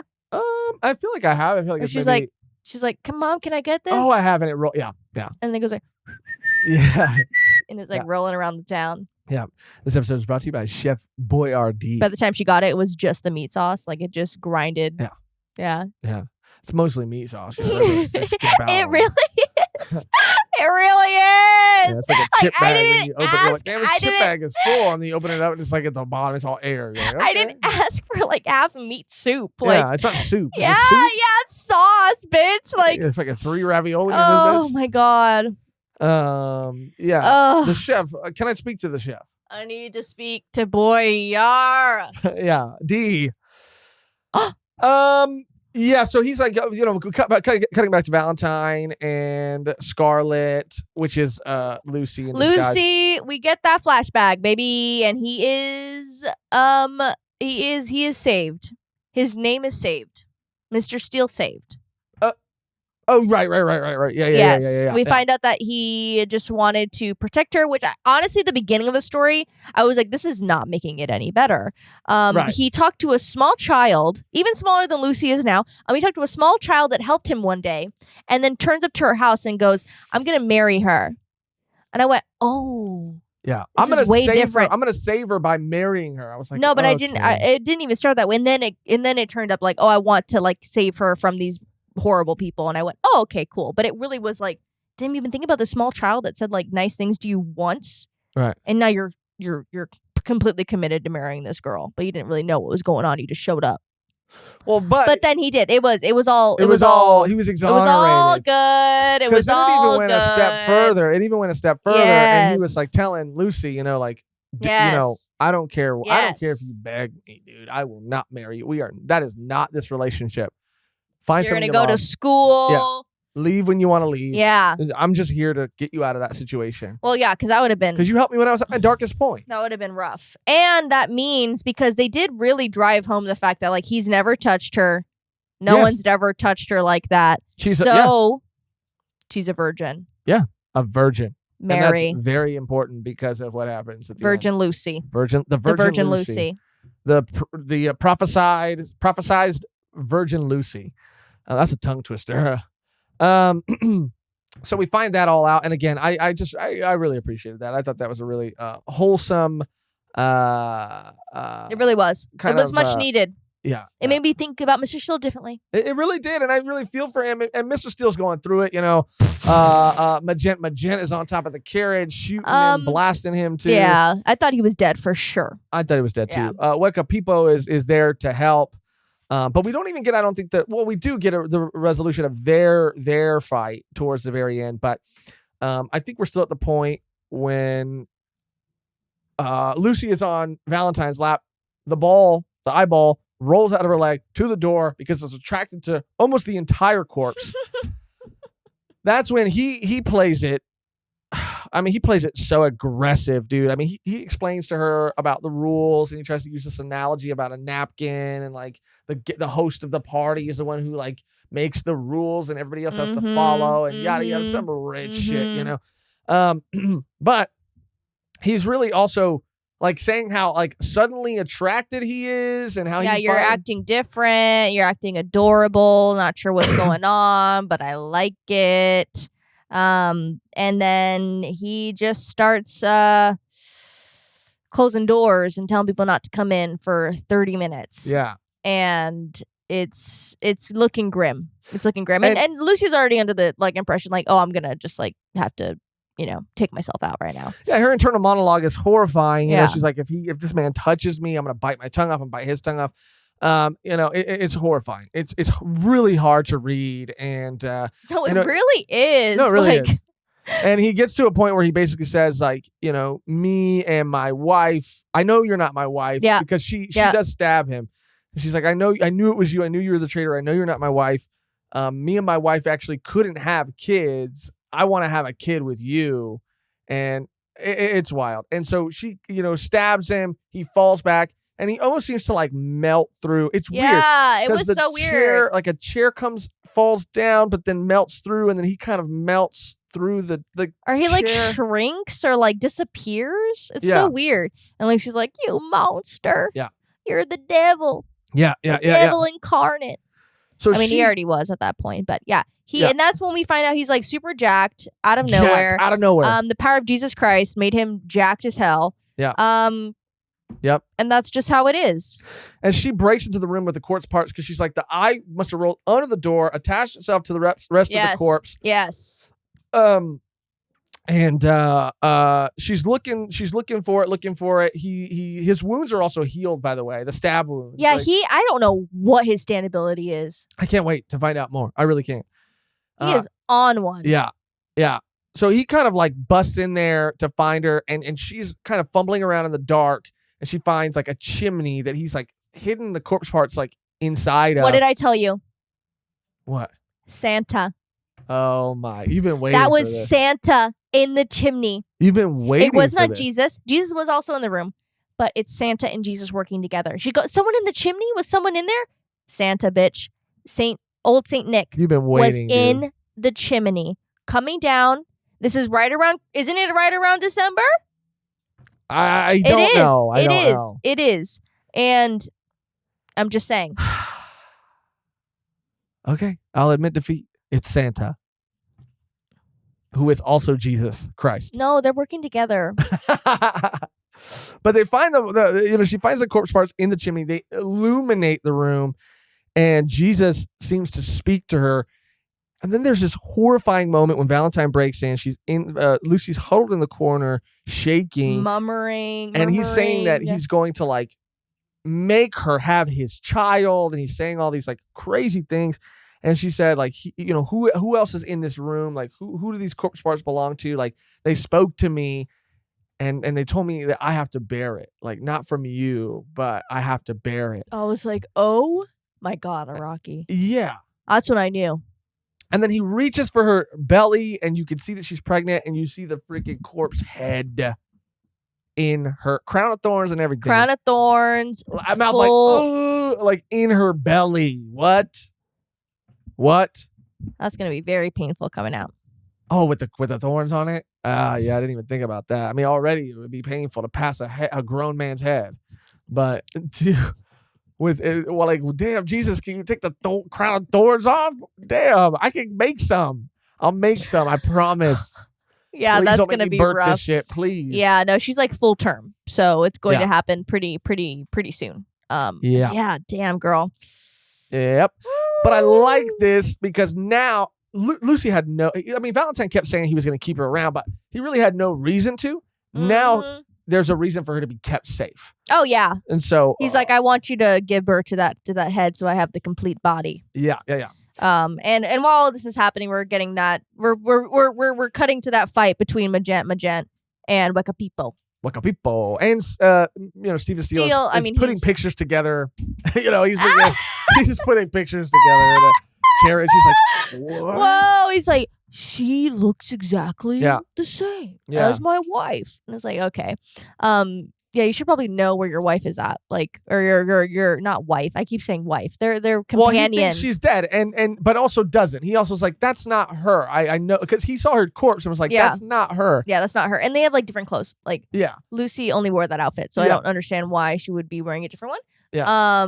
But yeah, this was pretty crazy. And this is when they're on top of the carriage or whatever, the car. I don't even know what were they in? Carriage? It was a carriage. Yeah, and he kills them. He's like, we don't need you anymore. Bah, bah, bah, bah. But he's not dead. He's not. Maybe not dead. Maybe he is. I don't think he's dead. And Wekapipo basically fights Magent one last time, wraps him up with some cables, and this was a crazy defeat, a really cool way to defeat somebody. Was a callback to part 4. It felt like part 4, or what part? No, I think it was part 3. No, part 2 with the Pillarman. When the Pillarman goes to space and he's floating, and it says like, he stopped waiting and stopped thinking. You're right. I was like, whoa! You're right.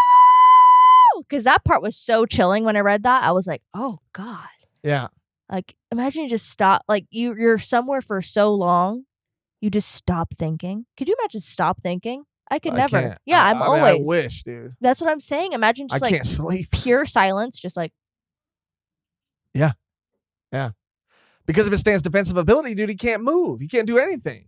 And he realizes, like, if I undo it, then I'm done this way. And if I don't undo it, then I'm done another way. And Dio's going to come help me anyway. Yeah. Dio's going to help right me. here. Dio's going to be now. right any second now. And he did not come for his ass. Yeah, that was a callback to part 2. You're right. Yeah. That was, I mean, what a crazy, cool way to defeat somebody. Right? I loved that. And that's the end of that. And then we find and cut back to Johnny and Gyro after a long period of time. They've entered Philadelphia, the 7th stage's goal. Philly. Seeing that Diego has made a comeback and finished the stage in first place, they decide to confront him and steal the left eye. I don't even know what those boys have now. I don't know if those boys have anything now, do they? I think they have a pinky. Well, the president took everything after the Axl Rowe and Civil War thing. Yeah, they don't have any. They don't have anything. They don't have nothing. They don't have anything. That's what I think they say at the. Yeah, we have 0. So they're like, everything. the only thing we can get that will give us any hope of finding the rest of these parts is that eye from Dio. Yes. And it sort of is a mad dash because now I think the president, now that he's not in direct possession of, but he's in possession of Lucy, but he's not in possession of the head. So he literally has everything except the eye that Dio has now. So it's going to be a race and a mad dash to that eye. And hopefully they see eye to eye. If we listen to each other. Oh, is that the Goofy movie? Hate it. It's eye to eye. Don't know the lyrics. Seeing it eye to eye. Dun, dun, dun. Dun, dun, dun, dun, dun, dun, dun, dun. I just want to sing the whole song now. It's really, it's a what do they call it? A head banger. It's earworm. It's a real earworm, that song. I thought you already had those. It's a different kind of worms. Oh. Yeah, because I remember you diagnosed with them. No, I got something for. No, I got. Oh, you got medication? Them. Yeah. Okay, good, because I'm like really close to you. Yeah. Well, you have them now. I saw them in your stool earlier. What am I, fucking wild animal? You forgot to flush. I had to go to the bathroom. Stop. You didn't flush. You it was one of your classic dumps. You create this narrative about me. Dumps. You're a classic dump. How about that? Thank you. I'm a class act. A classic dump. You know? Classic POS. Piece of shit. I'm just kidding. I don't have worms, and but Mehgan does. JK. That's it. Wow. Let's fucking go, dude. One more part. What an incredible chunk of chapters. I liked this chunk.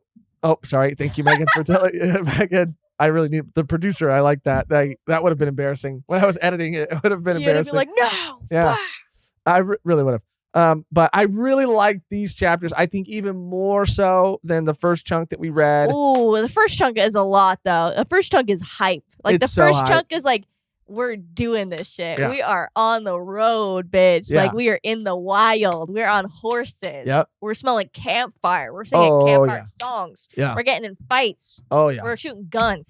We're putting Balls. horseshoes. Balls. Cream.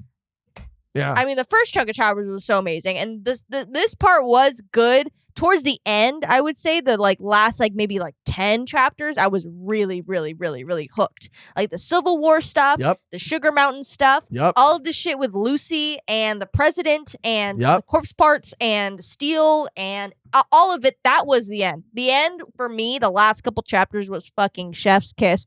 If it keeps going on this momentum and does not stop traction, which it hasn't yet in 62 chapters. I'm going to be gagunked. I stay gagunked when I read Steel Ball Run. Constant state of gagunked when I read Steel Ball Run.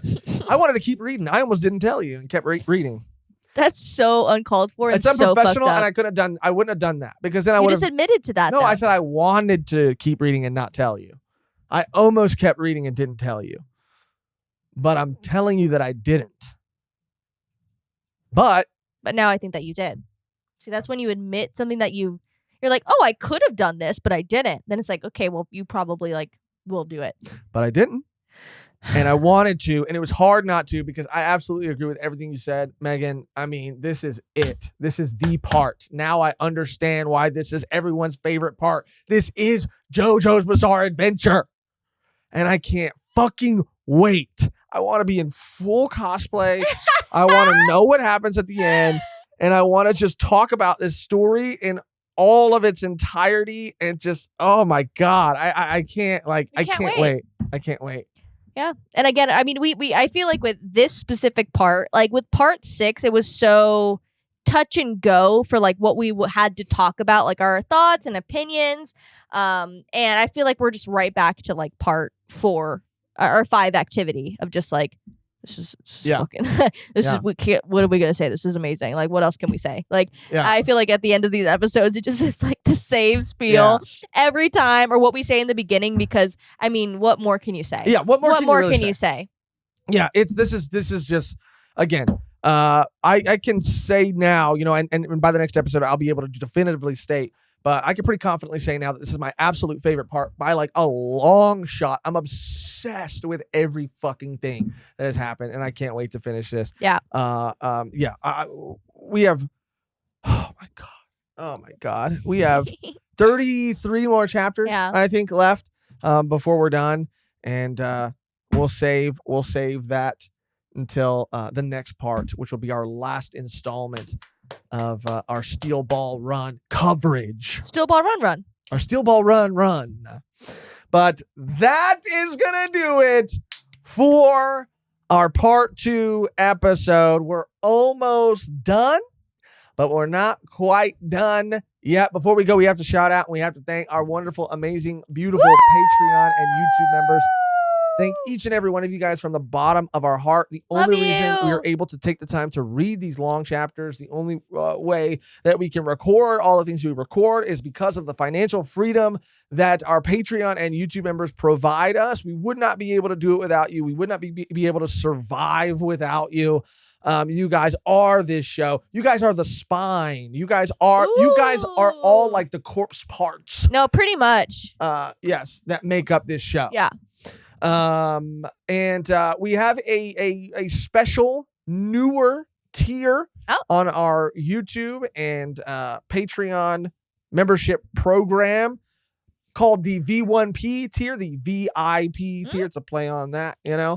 And part of that, part of the one of the perks, I guess, of that tier is getting a personal shout out by name during this portion of the show.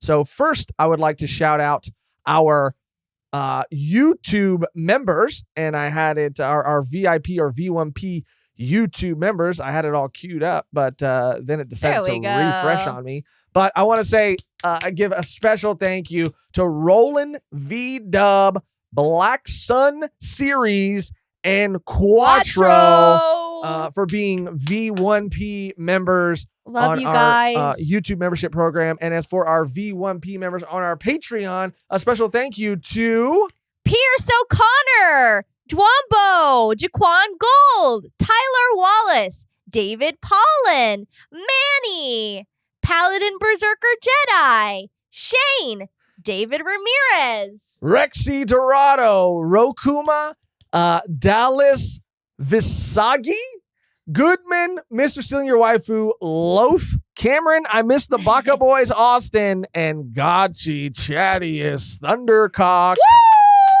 Had to save that one for last. I had to save it for last. I had to save that one for last. All of you guys for your support and being a V1P. You guys are incredible, and you guys mean the world to us. Your support means the world to us. We are eternally grateful that you choose to support us out of the kindness of your heart.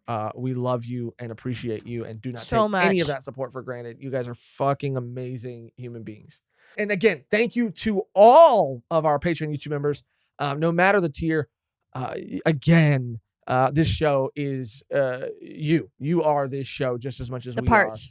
Are. You are the parts. The parts, all of them, actually. And you all form Jesus Christ. Ooh. Yeah. I would say we might be the two eyes. How about that? Okay. And everyone else is all of the heart and the top soul. The top lip and the bottom lip. Oh, because we talk. Yeah, because we do the talking. And someone else, but that's kind of or the ears, because we listen. But thank you guys, all of you guys, from the bottom of our heart. We love you guys. We love you. For real. You guys are amazing. If you are not a Patreon or YouTube member and you would like to become one, all you got to do to become a Patreon member is go to patreon.com/volume1pod. All you got to do to become a YouTube member is click join somewhere next to the subscribe button on this video. That gives you early access to all of our content. Yes. Extended, uncut, unedited access to all of our reactions and access to our exclusive bonus audio and video podcast, Volume 1 Extra. Yes. All of that is available at, I think, our lowest tier. On each one. On each platform. Patreon and YouTube. But the V1P tier gets you that additional shout out and a permanent discount code on all of our merch. Ooh. So again, to become a Patreon member, patreon.com/volume1pod. To become a YouTube member, click join somewhere next to the subscribe button on this video. But if you're not in a point in a place where you can support financially, please do not worry, because there are so many other ways that you can show your support for absolutely free that help out. I mean, just as much that Mehgan will tell you all about now. Oh, sorry. That Mehgan will tell you all about right now. If you don't have any corpse parts to spare, do not fret. All you have to do is for absolutely free, you can like this video, comment on this video, share this video, or even subscribe if you have not subscribed yet. We have social media as well, Instagram in the description, Twitter in the description, and Discord community as well. That is amazing. And we would love to have you in our community, and we love you. And those are all things you could do for free to support us if you'd like. Any and all ways that you choose to show your support mean the world to us. That's going to do it for another episode. Only one left in our Steel Ball Run series of reviews.